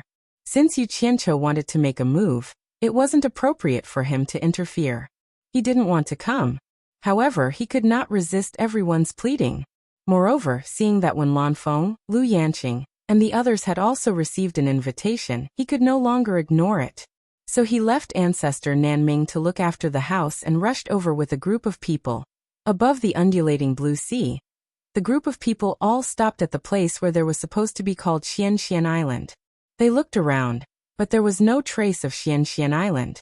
Looking ahead again, the East Holy Land, which had been covered by the white fog for many years, finally unveiled its mysterious veil. Everyone looked ahead in a daze. No matter whether they believed it or not, that mysterious land was in front of them. Nongzhu looked back at the crowd and said with a wry smile, "Since everyone is here, let's go and have a look together." Then she took the lead and flew over, followed by a group of people. As soon as they arrived in the sky above the East Holy Land, they couldn't help looking around, but they didn't find how dangerous this legendary place was. It seemed to be no different from the land on the other side of the sea. They looked around but didn't find Yu Qianqiu's figure. There. Li Duxing's eyes flashed, and his only arm pointed to a towering stele not far away. It stood in front of them like a tower, and was very conspicuous. Nongzhu led a group of people to fly over again. There was a big arrow on the stele, and there were words beside it. "Go straight in the direction of the arrow. I'll wait for you in front. Come as soon as possible and destroy the stele after you've seen it." Yu Qianqiu. The group of people looked at each other, and then at each other. They didn't know what Yu Qianqiu was doing. It didn't look like he was going to use them to show his power. The arrowhead pointed to the east. Nongzhu struck out a fierce gang wind with one palm. With a loud bang, the earth stele disintegrated instantly. Then she waved her hand and said, "Let's go. Let's go and see what that guy is doing." The group of people quickly flew toward the east. The mountains and rivers below passed quickly under their eyes, and they were amazed by the occasional glimpse of the indigenous tribes. On the way, they occasionally saw cities and secular people bustling on the streets of the cities. They couldn't believe that this was the legendary dangerous Holy Land of East. They flew for a whole day, but still didn't see Yu Qianqiu's figure. They all suspected that they had bumped into Yu Qianqiu. But they had been flying east according to the direction of Yu Qianqiu's arrow. They didn't change their direction. Just as everyone was flying above a vast primeval forest, in the midst of a mountain range, a shout suddenly came from below. "Stop flying here, it's right here." Hearing that, they stopped and looked down. They vaguely saw Yu Qianqiu waving to them on the top of a towering hill. He shouted, come down, don't dawdle. Come down, it's here. Let's go." Nongzhu seemed to have become the leader. With a shout, she led everyone to fly down together. When everyone floated in front of Yu Qianqiu couldn't help but be stunned when he saw Nongzhu. He said, "I didn't ask you to come, why are you here?" Nongzhu said unhappily, "You made such a big commotion. I had to come even if I didn't want to." As he said that, he turned to look at the people behind him. Many people turned their heads guiltily. They were the people who urged him to come. When Lanfeng subconsciously turned to look at Lu Yanqing, and found that she was biting her lips and staring at Yu Qianqiu first counted everyone. Seeing that except for Nanming ancestor and Jing Yuankong, everyone who should be here was here, he immediately waved his hand and said, "All right. Everyone follow me." He flew towards a gloomy valley in the middle of the towering mountains. Nongzhu followed behind and shouted, "What on earth do you want to do by bringing us here?" When everyone landed in the gloomy call, they immediately found that there was a mountain gate on the side of the concave mountain wall. It was a dark mountain gate that led to an underground cave residence. They really couldn't see it from the top, so they had to stand in front of it. The stone-carved mountain gate was grand, simple, and elegant. There were strange patterns carved on it, and it was obvious that it was a very old thing. The underground cave residence behind the mountain gate was dark, and a gust of cold air was coming out from inside. Nongzhu looked at Yu Qianqiu, who was walking toward the mountain gate, and asked suspiciously, "What did you bring us here for? What is this place?" Standing on the steps of the mountain gate, Yu Qianqiu turned to look at everyone and explained with a smile, "This is a good place. Back then, there were immortals from the immortal world who were trapped in the East Holy Land.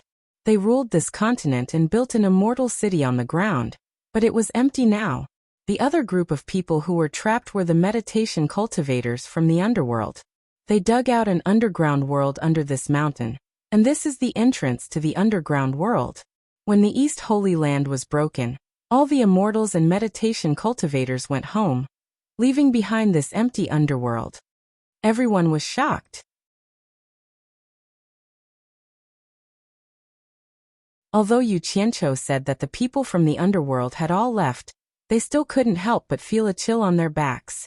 They all looked at the entrance behind Yu Qianqiu in horror. The corner of Nongzhu's mouth twitched. You called us here just to let us see this. Why? You don't like it? Yu Qianqiu stood in the middle of the mountain gate and sneered. Don't be fooled by the creepy atmosphere in here. Let me tell you, there is an amazing treasure hidden in here. Once you see it, I'm afraid I won't be able to chase you away. Although his words were pleasant to hear, everyone's face was filled with doubt. If there was really such a good treasure, why did you call us here? Nongzhu frowned and said in a low voice, Yu Qianqiu, don't make fun of us. It's such a secret place hidden in such a vast mountain range. How did you find this place? Damn it. Why did you come here and pretend to be a good person? You made it inconvenient for me to use violence. Yu Qianqiu rolled his eyes and said, Did you forget that after the East Holy Land formation was broken, my master went back to Shentian Island? Nongzhu was stunned. Did Old Bai tell you the location before he went to the underworld? Everyone was shocked again. Bai Changchun actually came out of the East Holy Land and went to the underworld. Nonsense. If my master didn't tell me, how could I find this place? Yu Qianqiu suddenly chuckled and said, I won't hide it from you all. I found a shocking secret here. There's a teleportation formation here that leads to an abandoned immortal grass garden from the immortal world. I have already gone there once through the teleportation array, but it is too big and the immortal herbs are scattered in the mountains. I don't have enough manpower to search for them by myself. Plus, there are some ferocious beasts in there. Those who are not at the demigod realm can't handle them. So I thought of asking for your help. But don't worry, I won't let you work for nothing. Everyone will get a share of the immortal herbs. Everyone looked at each other. They were all skeptical of this statement. Nongzhu sneered and said, Since there is a teleportation array here, why would those people from the immortal world and the underworld be trapped for so long? Who's afraid of a glib tongue? Yu Qianqiu's expression turned serious and said, The heaven and earth formation that seals the East Holy Land is no small matter. It was set up by the Thousand Swords demon monarch himself. As the name suggests, it can seal the heaven and earth. In the beginning, they didn't realize that the heaven and earth formation could isolate the teleportation function of the teleportation array. After it was built, they found out that it was useless. In the end, they left it and let us take advantage of it.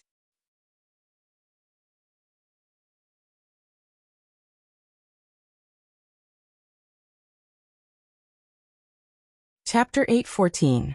In the gloomy valley, over 300 soul-forming stage experts were silent. Contrasted with the surrounding environment, the atmosphere was a little strange. Rin Yu Qianqiu's words were earth-shattering, but everyone still maintained a skeptical attitude. What kind of people were there?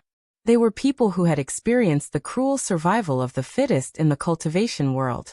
How could they be convinced by a few words when faced with such a mysterious matter?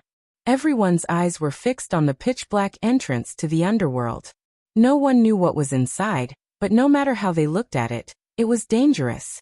Yu Qianqiu's gaze swept around. Seeing that everyone was suspicious and silent, he was instantly enraged. He snorted coldly. Let me make this clear today. Those who are willing to come in and help me, we will be friends in the future. Those who are unwilling, we will be enemies in the future. You guys decide for yourselves. If Nongzhu had not come to join in the fun, he would not have been so polite. Now that he was too lazy to be long-winded, he directly made his threat. As soon as he finished speaking, he immediately turned around and walked inside. Yu Qianqiu's words were very obvious. Whether they lived or died, it was up to them. Everyone was dumbfounded. The corner of Nongzhu's mouth twitched. She cursed in her heart. Sure enough, a dog can't change its spots. He revealed his true nature in less than 3 sentences. Yu Qianqiu. Nongzhu shouted and stopped Yu Qianqiu in a flash. She frowned and said, They didn't say that they wouldn't help you. But even I think it's too mysterious, let alone them.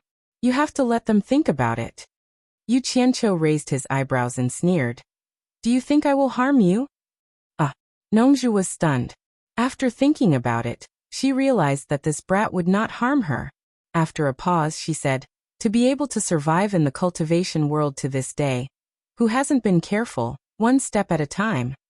Before she could finish, Yu Qianqiu waved a jade archive in his hand and interrupted her. I found this in the Immortal Herb Garden. There are illustrations of various kinds of immortal herbs in it. Take a look. If you still don't believe me, then there's nothing I can do. You guys decide for yourselves. Nongzhu took it suspiciously and injected her divine sense into it to have a look.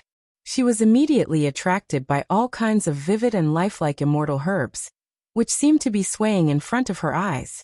The rarest part was that there were various kinds of immortal herbs prices listed inside, easily going up to several 100 million divine-grade spirit stones.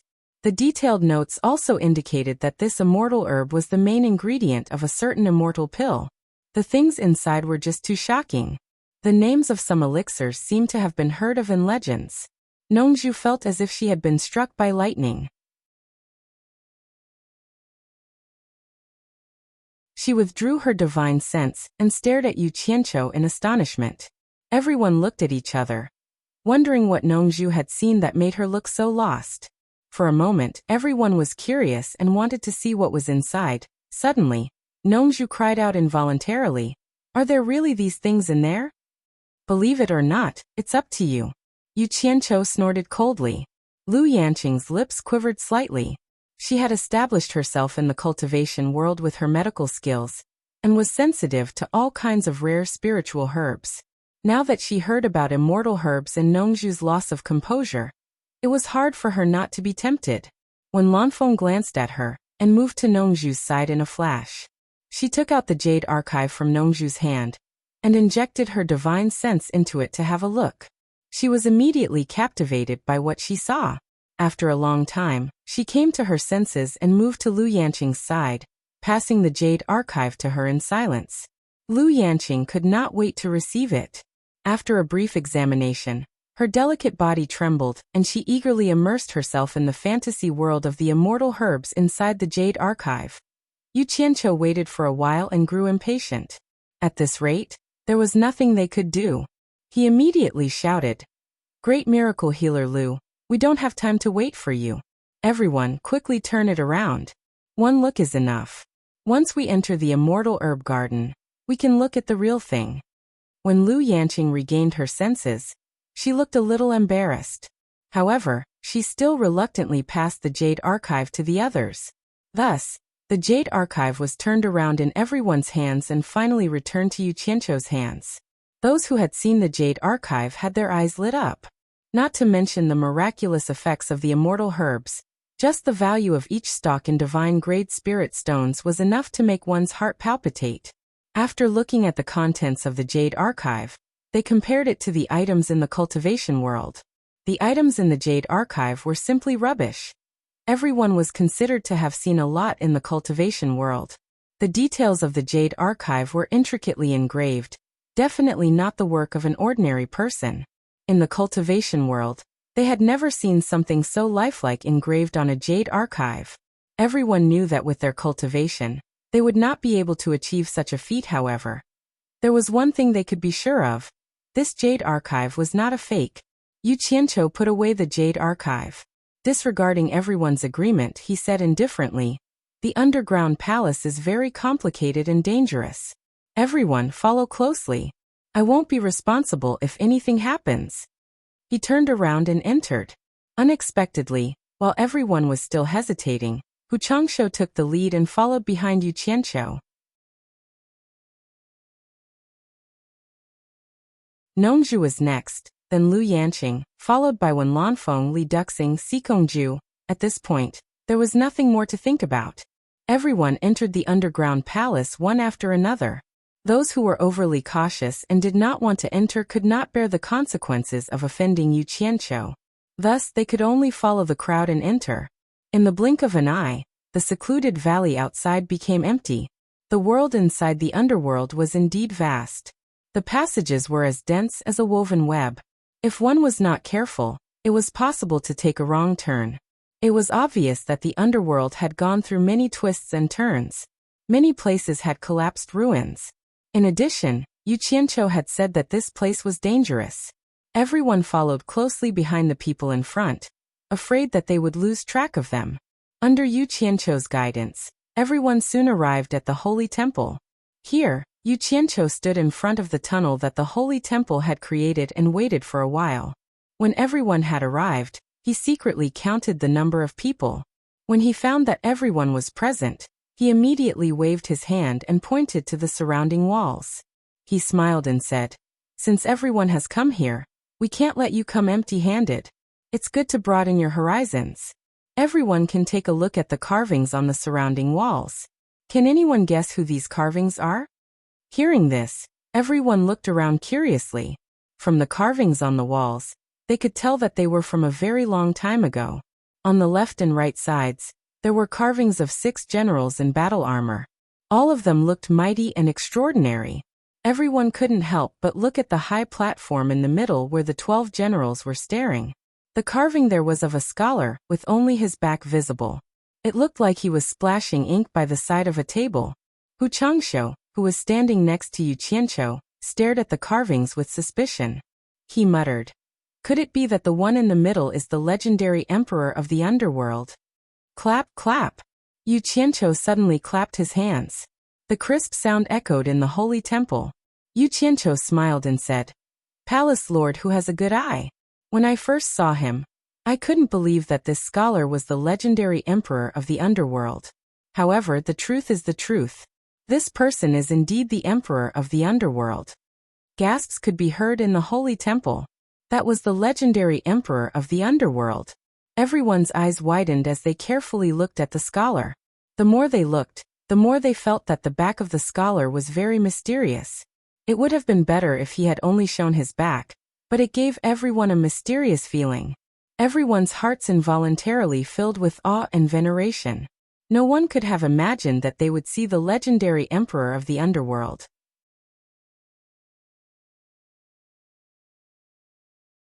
Although it was just a mural with a back, the back of that illusory figure was finally revealed. Yu Qianqiu smiled as he stood to the side and looked at everyone's reaction. The reason why he introduced all this was to let everyone get used to it. With the back of the emperor of the underworld as a cushion, they wouldn't feel weak when they went out and met the shrimp soldiers and crab generals of the immortal world. "Do you know who the figures on the 2 sides of the wall are?" Yu Qianqiu asked as he pointed to the 2 sides of the wall. After looking at it for a while, everyone shook their heads slightly. That era was too far away from them. In the legends that were still being passed down, everyone only knew about the immortal emperor and the emperor of the underworld. They knew that these two were the rulers of the immortal world and the underworld. Everything else was vague. Yu Qianqiu was indeed ready to start enlightening them. He was ready to open up a wider world for them to accompany him on his journey. He stood there and said with assurance, "Under the immortal emperor of the immortal world, there are 12 immortal monarchs. Under the emperor of the underworld, there are 12 underworld generals. The figures on the 2 sides of the wall are the 12 underworld generals of the underworld." 12 underworld generals. Everyone was in an uproar. Their minds were in a mess as they kept looking at the carvings on the 2 sides of the wall. "Everyone, don't be too concerned. The experts of the immortal world and the underworld are not as scary as you think." Yu Qianqiu smiled faintly and said, "Let me tell you the truth. After I used the teleportation array to go there, I have killed dozens of cultivators from the immortal world." His words caused an uproar in the underground palace. Nongzhu snorted coldly and said, "Are you kidding me?" Yu Qianqiu chuckled and said, "I'm not kidding. In fact, there are many people in the immortal world whose cultivation base is lower than ours. You will understand when you see them. Of course, there are many who have a higher cultivation base than us." As he said that, he suddenly untied the storage pouch hanging on his waist and took out the things inside. With a hua sound, a pile of shiny black spirit stones piled up to his shoulder. Yu Qianqiu casually picked up a spirit stone from the pile and said with a smile, "Everyone, do you know what this is?" I snatched these from the immortal world. Everyone, take a piece and have a look. Everyone stared at the pile of spirit stones with their mouths agape. They could vaguely guess what it was, but none of them dared to confirm it. Standing to the side, Hu Changsha reached out to grab a piece and held it in his palm. He immediately exclaimed, "Divine-grade spirit stones, they are really divine-grade spirit stones." His exclamation was shocking.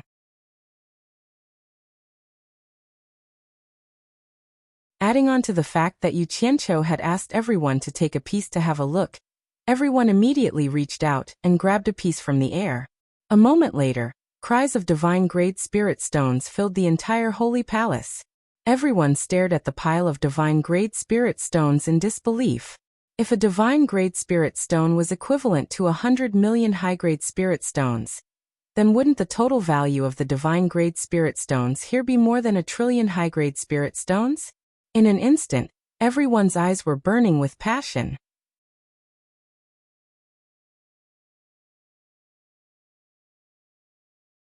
Chapter 8:15. Nongzhu stared at Yu Qianqiu with an exaggerated expression. Back then, Baikong was considered rich, right? He was indeed rich. But compared to this guy, he was nothing. This guy was too rich, with a net worth of trillions of upper-grade spirit stones. Yu Qianqiu smiled at everyone's fanatical expressions. This was the effect he wanted. He wanted to stimulate everyone's enthusiasm. Suddenly, he heard a clattering sound. He turned his head and looked. In the blink of an eye, Nongzhu had already stuffed a few handfuls of spirit stones into his storage bag. F***CK. Yu Qianqiu let out a strange cry, and quickly snatched the large pile of spirit stones on the ground, and put them into his storage bag. Nongzhu held a handful of spirit stones in each hand and laughed wildly. In a short while, he had collected hundreds of spirit stones worth billions of upper-grade spirit stones. Nongzhu had never been so rich. This money came so easily. Take it back. Yu Qianqiu shouted. Haha. Nongzhu looked up to the sky and laughed wildly. She put the spirit stones in her hands into the storage bag and walked to the side. She looked like she was ready to be bitten. This rascal could not be beaten, but he was not afraid of being scolded. Yu Qianqiu did not know what to do with him at the moment. He could only comfort himself by saying that it was the accommodation fee for Furong and the others in the purple bamboo forest. But the accommodation fee that was worth 10 billion high-grade spirit stones was too damn expensive. Yu Qianqiu felt like crying. He said to the crowd angrily, "Take the spirit stones in your hands as a gift. All of you, follow me to the celestial realm to make a fortune." The last sentence was almost shouted out. He turned around and walked into the tunnel. Hu Changtian was unusually enthusiastic this time. He was the first to follow. The crowd looked at each other and someone shouted, "Let's go to the celestial realm to make a fortune." This sentence seemed to be more effective than 10 sentences from Yu Qianqiu. It immediately caused everyone's emotions to explode. Everyone was so excited that they scrambled to be the first to enter the tunnel. Once they reached the underground palace, they quickly looked around and found that it was indeed a large array. Yu Qianqiu did a head count and said in a low voice, "Everyone don't move. I'm going to activate the teleportation portal." Everyone's eyes quickly focused on him. They saw that there was a pentagonal platform in front of him. When he pressed his palm against the center of the platform, a wave of divine sense quickly enveloped everyone. Everyone immediately tensed up. They felt as though the entire underground palace had moved a little. Suddenly, their eyes lit up, and their surroundings had changed. Everyone looked around and discovered that they were in a misty valley. The sky was white and misty, and they couldn't see the sun. Amidst his shock, he suddenly discovered that the misty white fog was actually formed by the condensation of dense spiritual energy. It was indeed not a place that the human world could compare with. Suddenly someone shouted, "Everyone be careful, there has been a fight here." None of these people were to be trifled with. They were all ambitious and ruthless characters. Their reactions were top-notch. As soon as they heard someone shout out those words, they immediately spread out in all directions. Their magic tools were already in their hands, and their gazes were like owls as they looked around vigilantly. Yu Qianqiu waved his hand and said, Don't be nervous, everyone. These people were already dead when I left. Everyone heaved a sigh of relief, but they didn't need to say anything. They almost subconsciously formed groups of 2 or 3, leaning against each other with their backs against each other, and silently looked around every corner of the valley.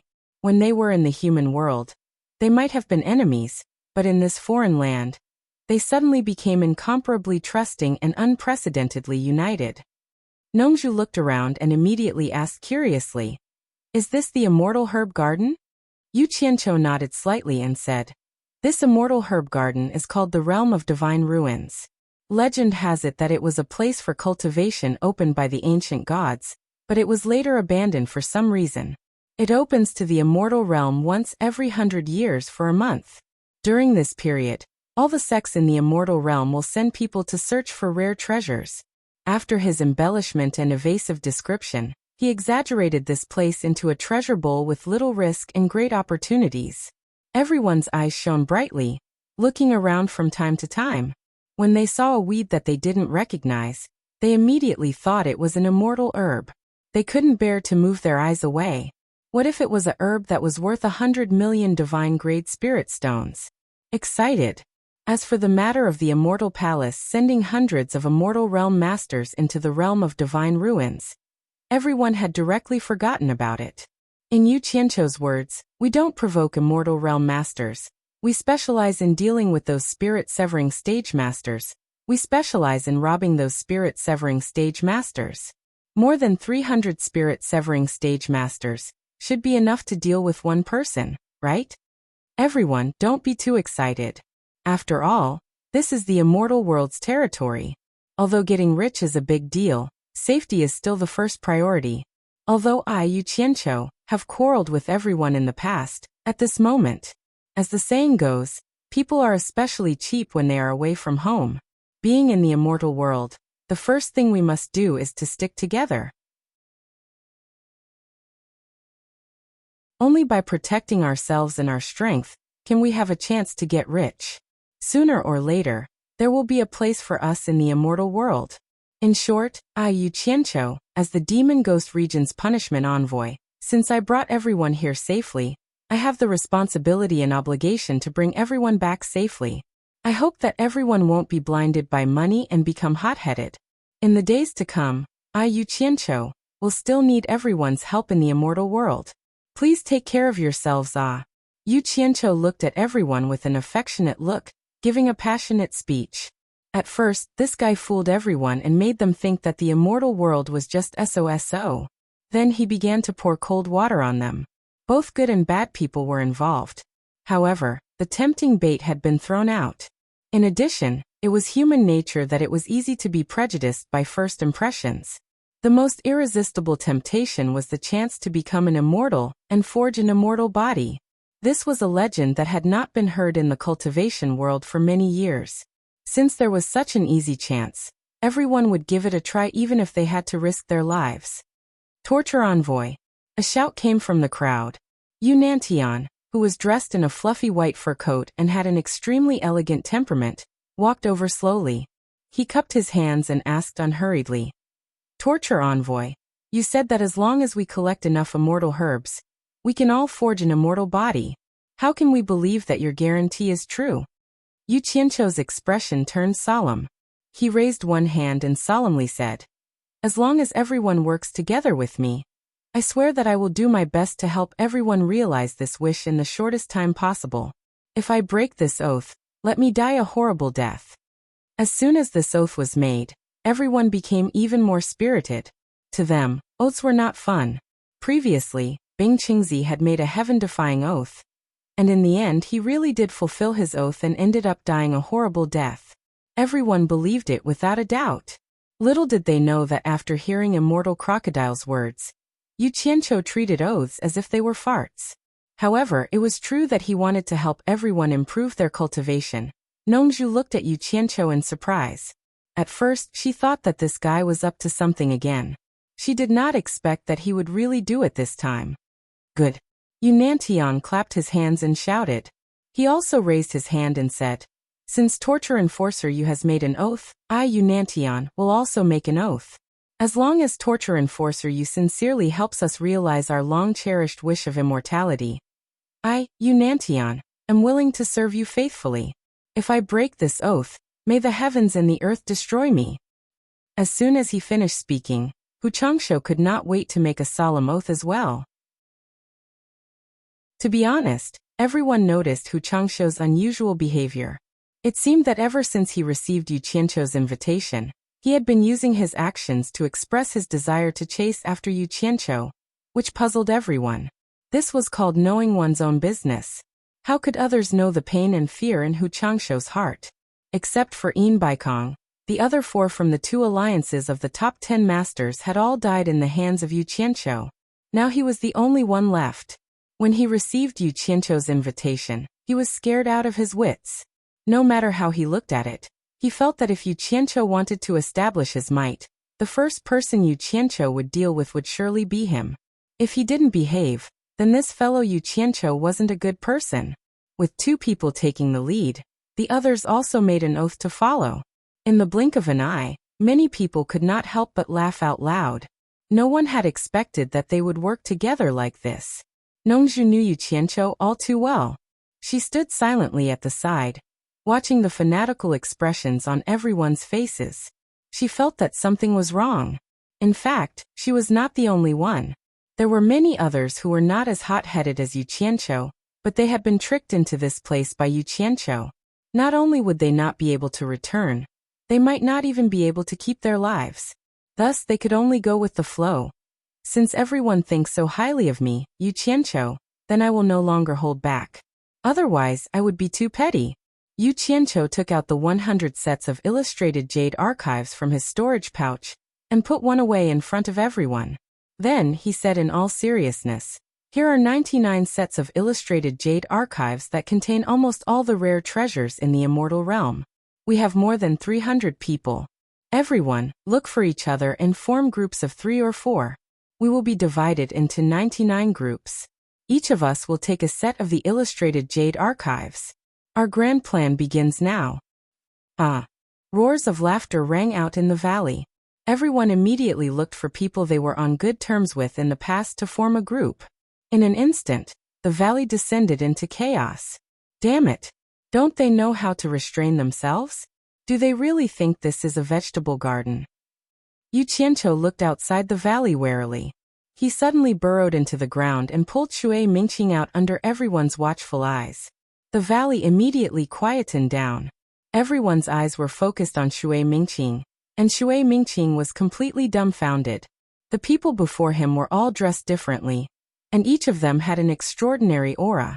Although they were all cultivators in the soul-forming stage, they faintly exuded an air of superiority that he could not compare to.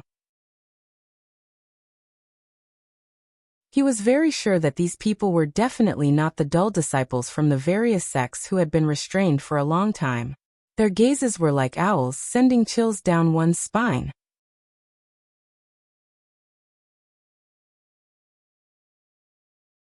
Chapter 8:16.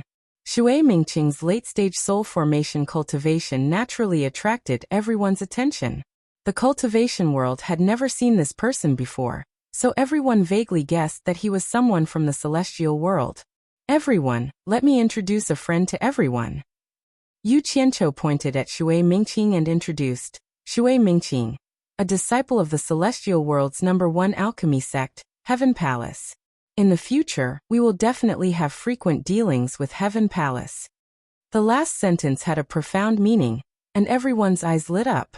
Dealing with the celestial world's #1 alchemy sect was naturally for immortal pills.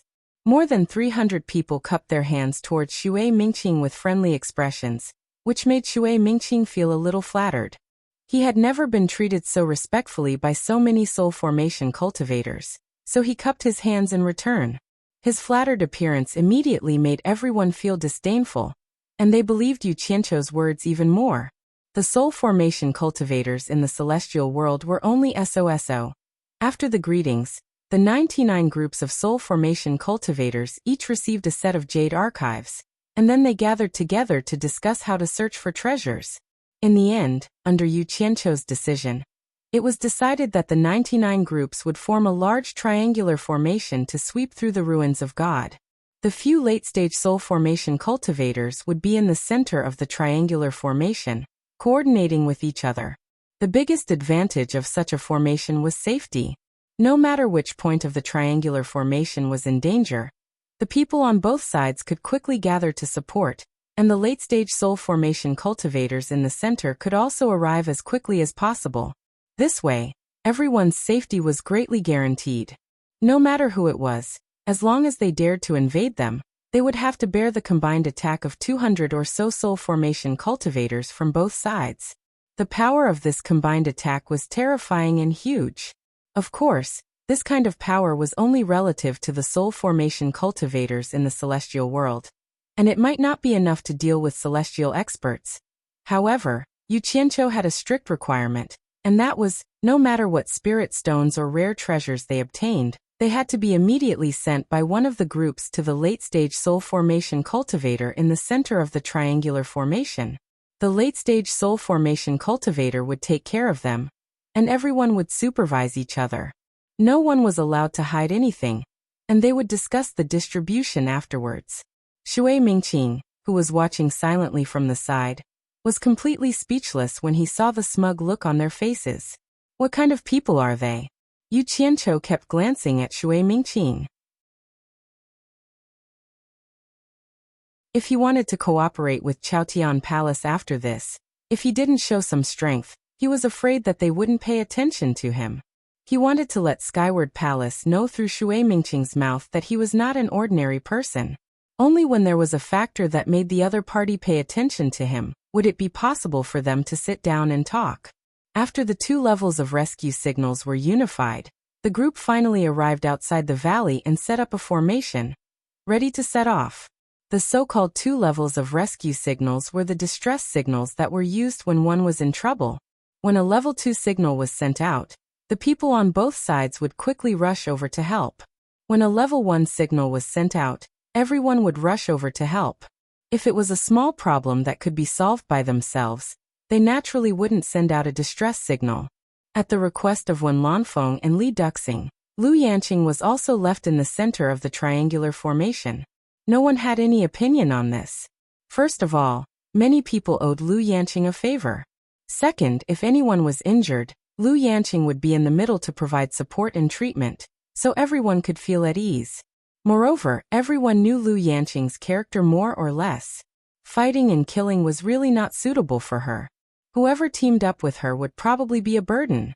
Shui Mingqing was also left in the center of the triangular formation. Nongzhu and several other experts at the late stage of Huashan realm, as well as the lords of other countries, had received a hint from Yu Qianqiu. They knew that this person was a starting point of contact with Chaotian Palace. He was of value to everyone at present, so they wouldn't let him leave the team easily. 99 groups of people formed a triangular formation, covering an area of nearly a kilometer, and began to slowly advance to the depths of the divine ruin realm on foot. Although they were in a dangerous place, it was easy for everyone to remain vigilant. To be able to become a lord, everyone was more or less a person with some foresight. Everyone understood that this was not the cultivation world, where all the scheming would only bring disaster to themselves. Here, everyone could only maximize their own interests by working together. After the mutual taboos of the past were replaced by mutual trust, everyone was immediately filled with confidence. With all the elite experts of the world gathered, even the heavens would have to poke a hole in it.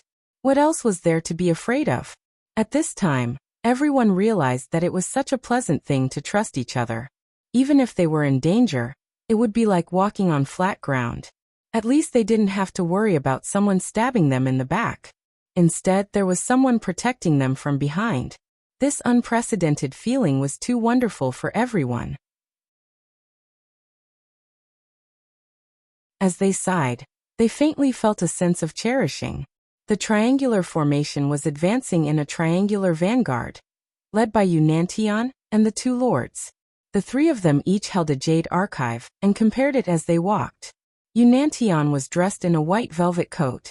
Coupled with his graceful and luxurious temperament, he felt as if he was strolling leisurely in the divine ruin realm. Quick, look at this. This stalk of grass looks rather special.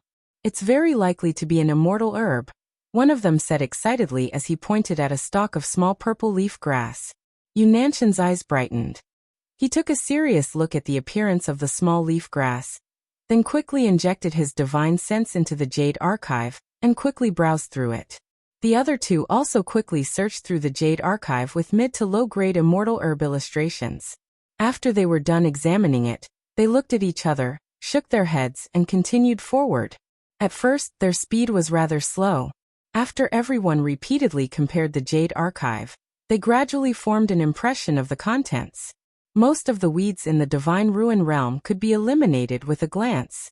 With the powerful memory of these elites of the world, it didn't take them half a day to memorize most of the contents of a Jade Archive after repeatedly browsing through it. Thus, everyone exchanged Jade Archives of high, low, and middle grades, and the speed at which they advanced gradually increased.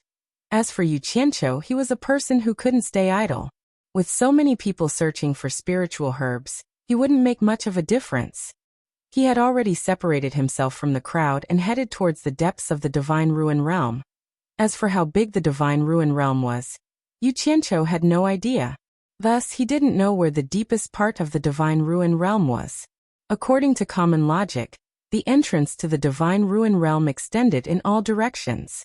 The deeper one went, the deeper one went. After leaving the triangular formation and flying for a while, he could gradually sense that there were people coming and going in his desolate surroundings. From time to time, someone would use their divine sense to spy on him. The people hiding in the dark were very careful. When they saw him flying so casually in the Divine Ruin realm alone, coupled with the fact that they couldn't see through his cultivation, they immediately guessed that he wasn't a good person and took the initiative to hide far away. From time to time, Yu Qianqiu would sweep his cold gaze around, but he couldn't be bothered to argue with them.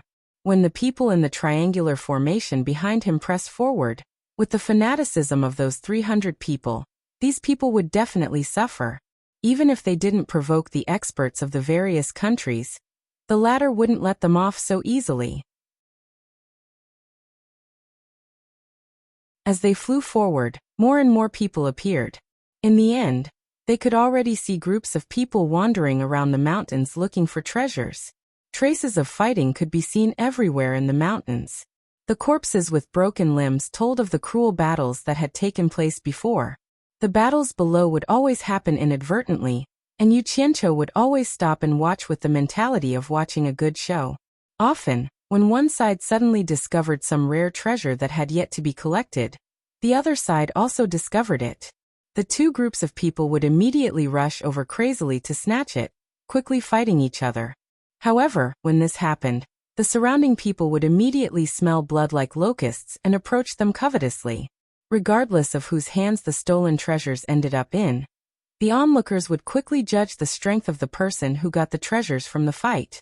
If the person who got the treasures was still strong enough, naturally, no one would dare to touch them. Another point was to evaluate the value of the treasure, and whether it was worth risking one's life to snatch it. If the value was very high, even if the winner was strong enough, it would still be a very troublesome matter.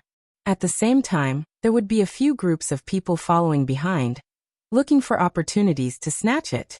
After standing on the small hill and watching the bloody fight, he realized that there were many malicious gazes staring at him, who was alone. Yu Qianqiu sneered and jumped up. He flew over the heads of those people without the slightest scruple at a distance of more than 10 meters from the ground. Such an arrogant move was indeed quite a deterrent. In addition, they couldn't see through his cultivation, so no one dared to act rashly. They watched him leave. After flying forward for a short while, he suddenly realized that there were a few more groups of people gathered in front of him. They seemed to be watching something. Yu Qianqiu didn't stand on ceremony and landed in the middle of the crowd. He immediately attracted a lot of surprised and doubtful gazes. Yu Qianqiu blatantly ignored them. He stared at the concave ground below and frowned. The situation below was the same as what he had seen before. There were two groups of people confronting each other. What made him frown was that he knew both sides of the confrontation.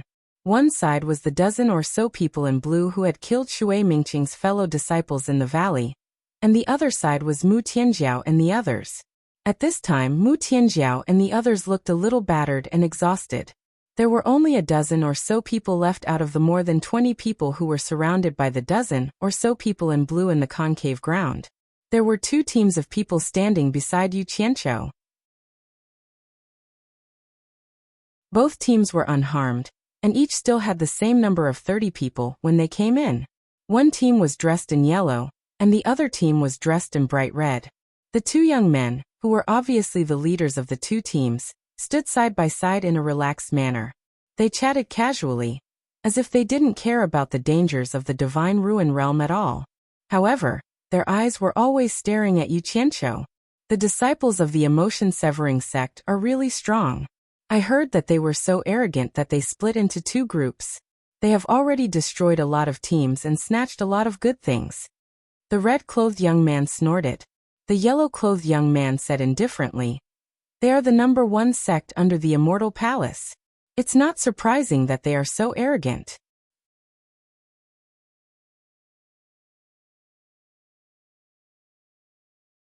Chapter 8:17. Heartless Palace? The number 1 force under the Palace of Immortals? Yu Qianqiu's gaze swept over the 2 people in front of him. He had a feeling that their conversation was purposely directed at him, but he had no idea what they were talking about. Coincidentally, Huang Xiaolong's gaze met with the yellow-clothed young man. The latter nodded with a faint smile, expressing his goodwill. "This father doesn't know you. What are you smiling for?" Yu Qianqiu turned around coldly, continuing to stare at the depression below. The yellow-clothed young man smiled nonchalantly. "This woman is really stubborn. She would rather die than comply. I'm afraid Che Mingqian is gnashing his teeth in anger right now." "Stubborn?" The red-clothed young man snorted disdainfully. "In the end, only death awaits you. Che Mingqian won't let this matter rest."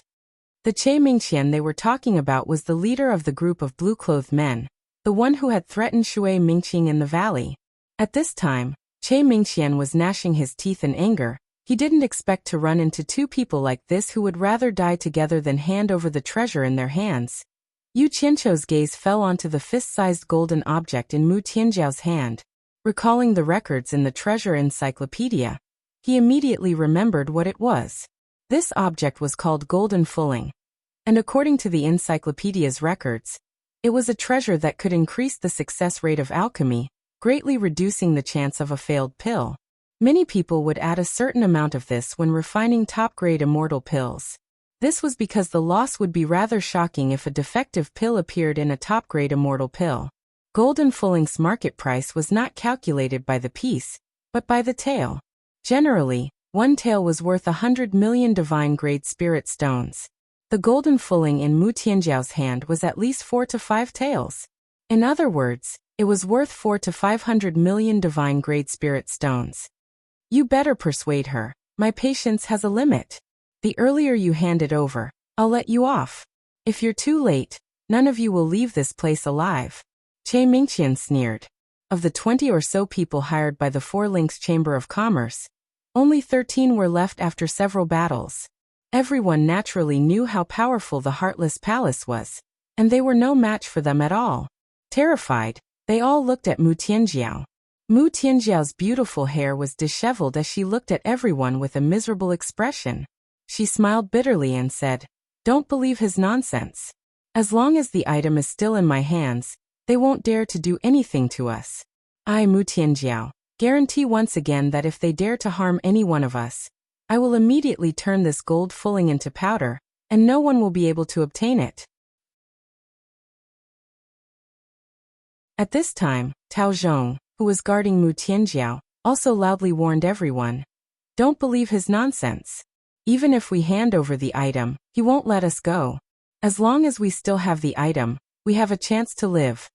Mu Tianjiao immediately gave him a grateful look. They hadn't found anything valuable along the way, and had even lost a few men. This piece of golden fulling was discovered by chance under the roots of a tree. It was also the most valuable item they had so far. As long as they brought it back, the 4 Links Chamber of Commerce would be able to hold on. With her personality, how could she give up this opportunity so easily? Che Mingqian sneered and said, Stubborn dead duck. I'll give you one last chance. If you miss it, only death awaits you. What a big tone. I want to see who will be the one to die. A cold snort echoed in the surroundings as a figure appeared in the concave in an instant. When Mu Tianjiao and the others saw who it was, they exclaimed in unison, Yu Qianqiu. They all suspected that Yu Qianqiu was already dead after running around alone. They didn't expect to see him again at this critical moment. Yu Qianqiu's cold eyes looked at Che Mingqian and the others. Che Mingqian turned pale with fright and said, It's you. More than a dozen men in blue subconsciously moved 10 meters away. The reaction of Che Mingqian and the others made the yellow-clothed man and red-clothed man look at each other in surprise. The surrounding people also looked at each other in dismay. They didn't know who this person was to make the disciples of Heartless Palace so afraid. Che Mingqian said angrily, Who are you? Why do you keep going against my Heartless Palace? Do you really think my Heartless Palace is easy to bully? If there was no one around, he would have called his fellow disciples and run away. However, under the watchful eyes of so many people, the Passionless Palace couldn't lose face as the #1 sect in the immortal world. What a joke. I'm not that bored. Yu Qianqiu said indifferently, For Link's Chamber of Commerce is my employer. You snatched things from me. Who do you think is going against who? I didn't expect Heartless Palace to be so arrogant to the point of lying. As he spoke, his aura had already locked onto the disciples of Heartless Palace. Only now did Che Mingqian realize that Mu Tianjiao and the others had cried out the name, Yu Qianqiu. Clearly, as the other party said, they were indeed in cahoots. Che Mingqian was speechless. Why was he so unlucky? He suddenly felt an aura locking onto him. This was clearly a sign of a fight. What was the difference between talking nonsense and seeking death? Without turning his head, he shouted, Go! The group of Heartless Palace disciples had just teleported away when they saw Yu Qianqiu snort coldly. Trying to run?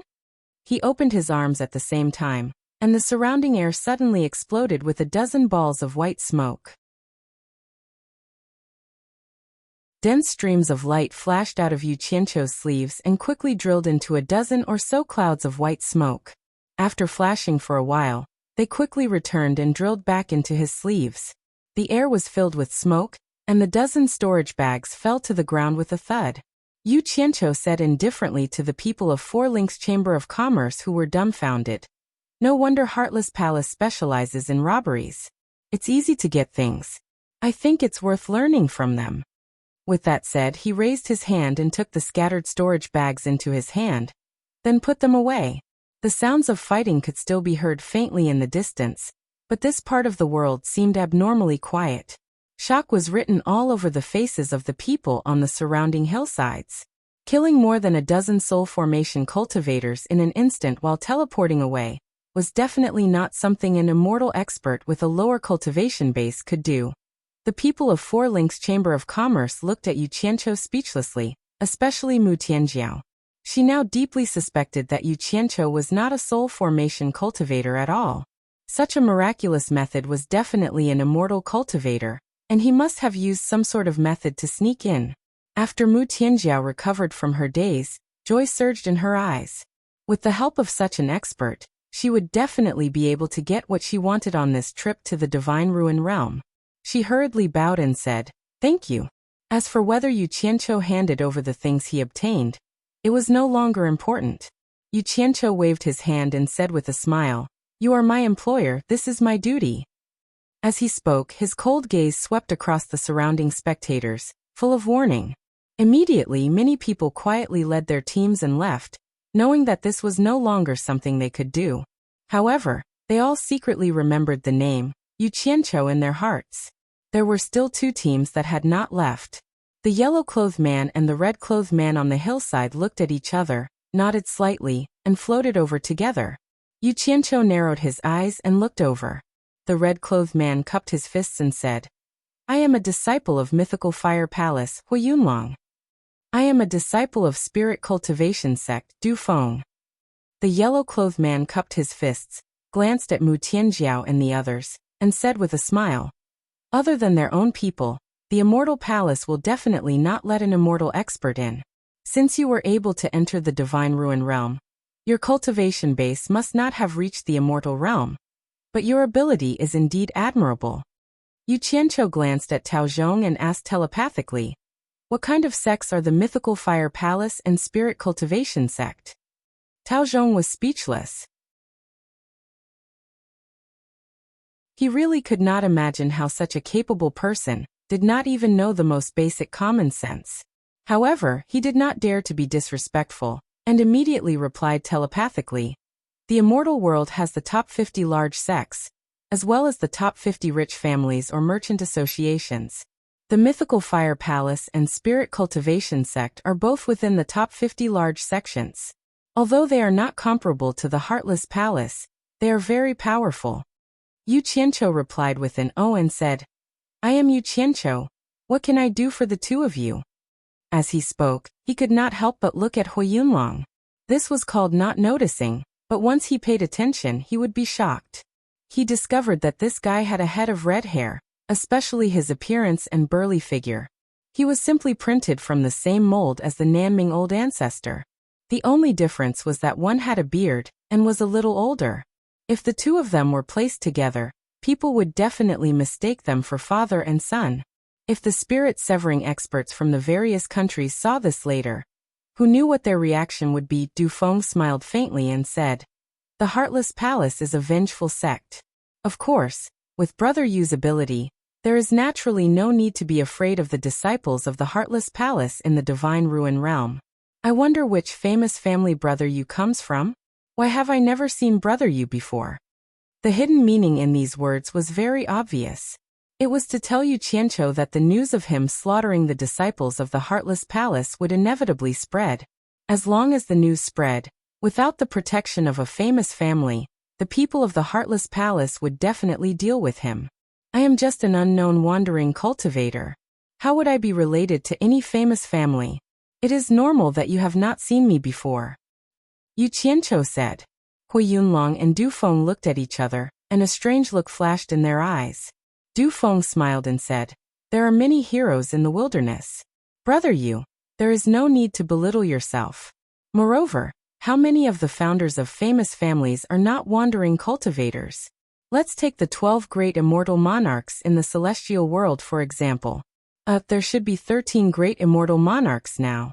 Which one of them isn't a wandering cultivator? That is why it is said that there are crouching tigers and hidden dragons among the wandering cultivators.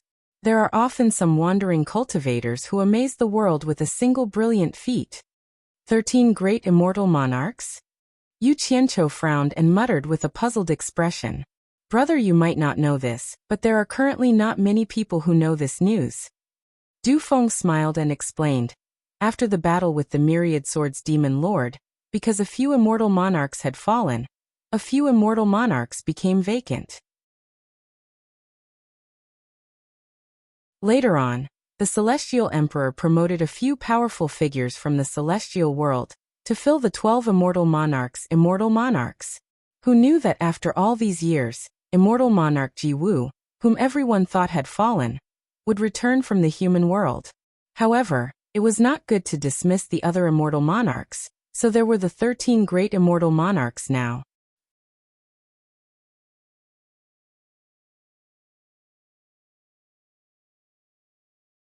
Chapter 8:18. His explanation was within Yu Qianqiu's expectations, but he had misunderstood Yu Qianqiu's meaning. Yu Qianqiu asked himself, why not the 14 immortal monarchs? Since the silver ball given to Immortal Monarch Crocodile was already in the immortal world, then Immortal Monarch Crocodile must have also returned to the immortal world. I heard that Immortal Monarch Crocodile came back with Immortal Monarch Wuji? Did I hear wrongly? Yu Qianqiu slowly asked without batting an eyelid. Hui Yunlong and Du Feng looked at each other in surprise. They did not expect an itinerant cultivator to know such a secret. Tao Zhong's eyes flickered. He was even more certain that Yu Qianqiu was a rich second generation. Otherwise, how could an ordinary person hear such high-level news? Du Feng sighed. Immortal Monarch Crocodile was one of the top figures in the immortal world back then. Who knew that after he came back with Immortal Monarch Wuji, his cultivation level had fallen to the exalted immortal late stage by the Myriad Swords Demon Lord. With his current cultivation level, he is no longer qualified to be an immortal monarch. If not for immortal monarch Wu Ji's protection, he would have lost his life this time. Oh, Yu Qianqiu's eyes flashed, and his heart surged. However, he still wore a doubtful expression and asked, no matter what, he was one of the 12 great immortal monarchs back then. Could it be that someone wants to kill him? Du Feng looked at Hui Yunlong. The latter paused, then said slowly, the immortal monarch that the immortal emperor promoted was his old enemy. Not only did this enemy occupy immortal monarch Crocodile's immortal crocodile palace, but he also slaughtered immortal monarch Crocodile's trusted aides. I heard that because of this, immortal monarch Crocodile could not hold back his anger and spoke rudely in the palace. He talked back to the immortal emperor on the spot, and was seriously injured. If not for immortal monarch Wu Ji's protection, I'm afraid immortal monarch Crocodile would have lost his life. I see. Yu Qianqiu nodded slowly, his expression slightly solemn. He couldn't help but sigh in his heart. Old monster, you yourself once said that there's no place for you in the immortal world. Why are you asking for trouble? However, he could understand Immortal Lord Crocodile's feelings. Immortal Lord Crocodile had spent so much effort to return to the celestial world, because he was confident. Perhaps he wanted to find his trusted subordinates and make a comeback. Who knew that when he returned, he would find that everything had changed. Not only had his trusted subordinates been killed by his enemies, but even his territory had been occupied by them. The most unbearable thing was that all of this was tacitly allowed by the immortal emperor that he was loyal to all those years ago.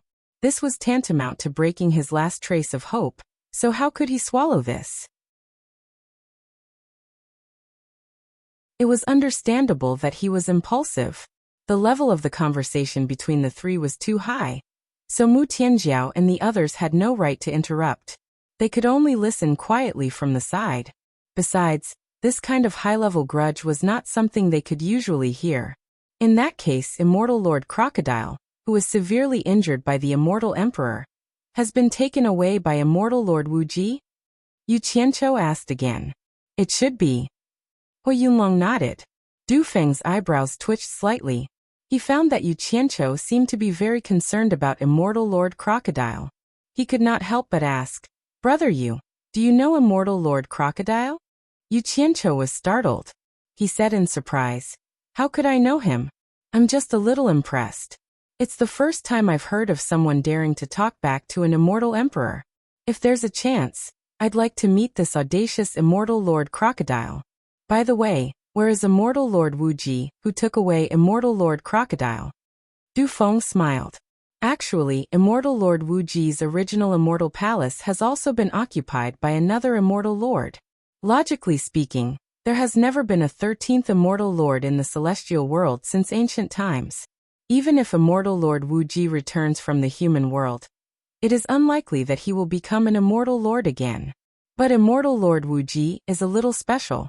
At this point he stopped, but the smile on his face was somewhat ambiguous.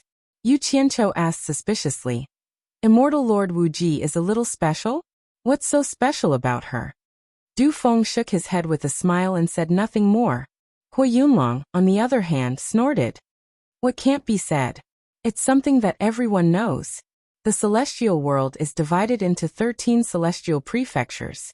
Other than the one that the immortal emperor presides over, the other 12 celestial prefectures are ruled by 12 immortal lords. Now there's a 13th immortal lord. Where are we going to divide the territory for Ji Wu? Everyone knows that the immortal emperor once pursued Ji Wu and wanted to make Ji Wu the immortal empress, but Ji Wu refused. If it weren't for this relationship, the immortal emperor wouldn't have shown mercy and let Ji Wu save Immortal Lord Crocodile. Damn, what big gossip. Yu Qianqiu's eyes lit up. The immortal emperor likes Ji Wu? When he remembered that he had touched the immortal emperor's woman, this feeling, Du Feng smiled bitterly and looked at Hui Yunlong, as if he was blaming him for speaking out of turn. Mu Tianjiao and the others were dumbfounded. No one knows whether he likes Ji Wu or not, but there's definitely something going on. Hui Yunlong chuckled. This time, there's a 13th immortal lord. Some people have already guessed that the immortal emperor wants to rule the same celestial prefecture as Ji Wu. I believe that it won't be long before the matter of the Immortal Empress is brought up again. In fact, Immortal Lord Jiwu herself is well aware of this, and has already rejected the appointment of another Immortal Lord. But the Immortal Emperor insists, and Immortal Lord Jiwu doesn't dare to offend the Immortal Emperor too much. Otherwise, no matter how big the celestial world is, there's no place for her to stand. Du Feng couldn't bear it anymore. He stopped him in a low voice. Hui Yunlong, these are all your guesses. Which eye of yours saw it? Be careful. Hui Yunlong said disdainfully. All the major sects and noble families have people in the celestial palace. Many people have seen this, and I'm not the only one talking about it. Besides, no one has any disrespect for the Immortal Emperor. They're just exclaiming about Immortal Lord Jiwu's charm. Brother Yu, don't listen to his nonsense. Du Feng changed the topic and smiled. I advise Brother Yu to give up on the idea of meeting Immortal Lord Crocodile. Although he's down and out now, he has Immortal Lord Jiwu's protection. He's not someone people like us can meet.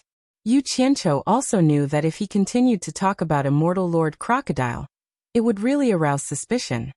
He changed the topic and asked, the two of you must have an extraordinary status in the mythical fire palace and the spirit cultivation sect, right? As he spoke, there was a slight smile on his face as he glanced at the two groups of people standing on the hillside in an orderly manner. These people were completely different from the groups of people from the other sections. These two groups of people seemed to be the subordinates of Du Feng and Hui Yunlong. Without receiving orders, they did not dare to move. Clearly, they did not have the kind of relationship that disciples from the same sect would have. Without a doubt, these two people had extraordinary statuses. Du Feng shook his head and smiled bitterly. Our status is a little bit different. Both of us are blood relatives of our respective sect leaders. The sect leader is our ancestor.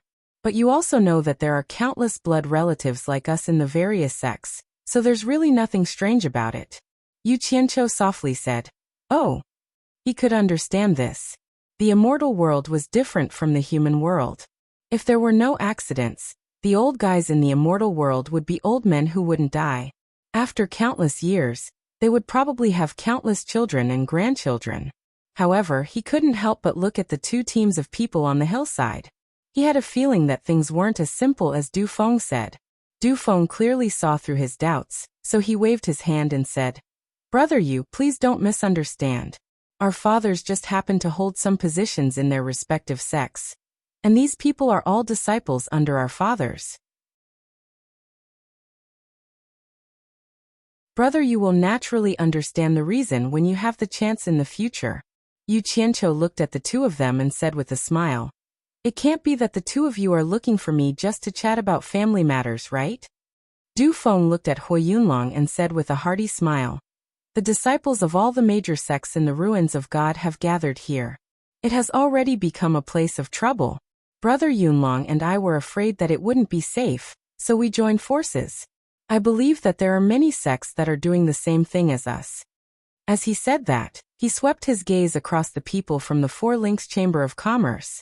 He stared at Yu Qianqiu and asked, I wonder if the Four Links Chamber of Commerce is interested in joining forces with us to search for treasures? The treasures obtained will be divided equally among the three sections. What does Brother Yu think? I'm only being hired by the Four Links Chamber of Commerce. I can't make the decision on this matter. I'm afraid. Yu Qianqiu stared at Mu Tianjiao.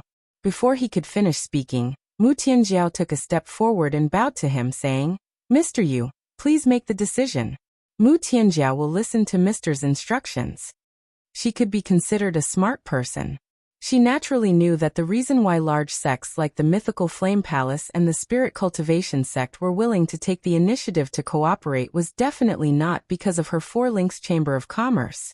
A small chamber of commerce like the Four Links Chamber of Commerce would probably not even be willing to look them in the eye. Furthermore, they wanted to give a huge benefit to the Four Links Chamber of Commerce. It was nothing more than giving face to Yu Qianqiu. She naturally had to tactfully take the initiative to give up her authority. As long as she could tie down Yu Qianqiu, many problems would no longer be a problem. Du Feng and Hui Yunlong glanced at Mu Tianjiao and smiled at each other. They discovered that this woman was really a smart person. Yu Qianqiu stared at Mu Tianjiao and fell into a short silence. To be honest, he rather admired this woman and did not wish for anything to happen to her in this dangerous place. Besides, he also wanted to make friends with two large sections. After all, he was too unfamiliar with the immortal world and needed a starting point. He paused and said, "Since that's the case, I'll make the decision on behalf of the Four Links Chamber of Commerce. I hope that the Mythical Flame Palace and the Spirit Cultivation Sect will take good care of the Four Links Chamber of Commerce." Haha, Brother Yu is indeed a straightforward person. Hui Yunlong laughed. Du Feng also laughed and said, "Since it's a cooperation, everyone naturally has to take care of each other." Yu Qianqiu also followed the two of them and politely said. He understood in his heart that these two fellows would definitely not stick to him for no reason. They definitely had a purpose, but he did not point it out. He wanted to see what exactly these two fellows were plotting. After the three parties exchanged pleasantries, under Yu Qianqiu's decision, the three teams of people continued to head deeper into the Divine Ruin realm. Mu Tianjiao, who had increased her confidence, happily led her people to take the lead. Tao Zhong and the others who were hired also heaved a sigh of relief. Now that they had joined forces with the people from the two great sects, the risk of danger for everyone would be greatly reduced. Furthermore, there was an expert like Yu Qianqiu holding the line. You're tuning in to the Li Mei's Wuxia Whispers YouTube channel. We're so grateful for your support, and don't forget to subscribe to join us on this incredible journey through captivating stories. Your generosity through donations truly makes a world of difference, as it's the primary source of revenue that allows me to expand and enhance this channel for you. Thank you from the bottom of my heart for being a part of this adventure.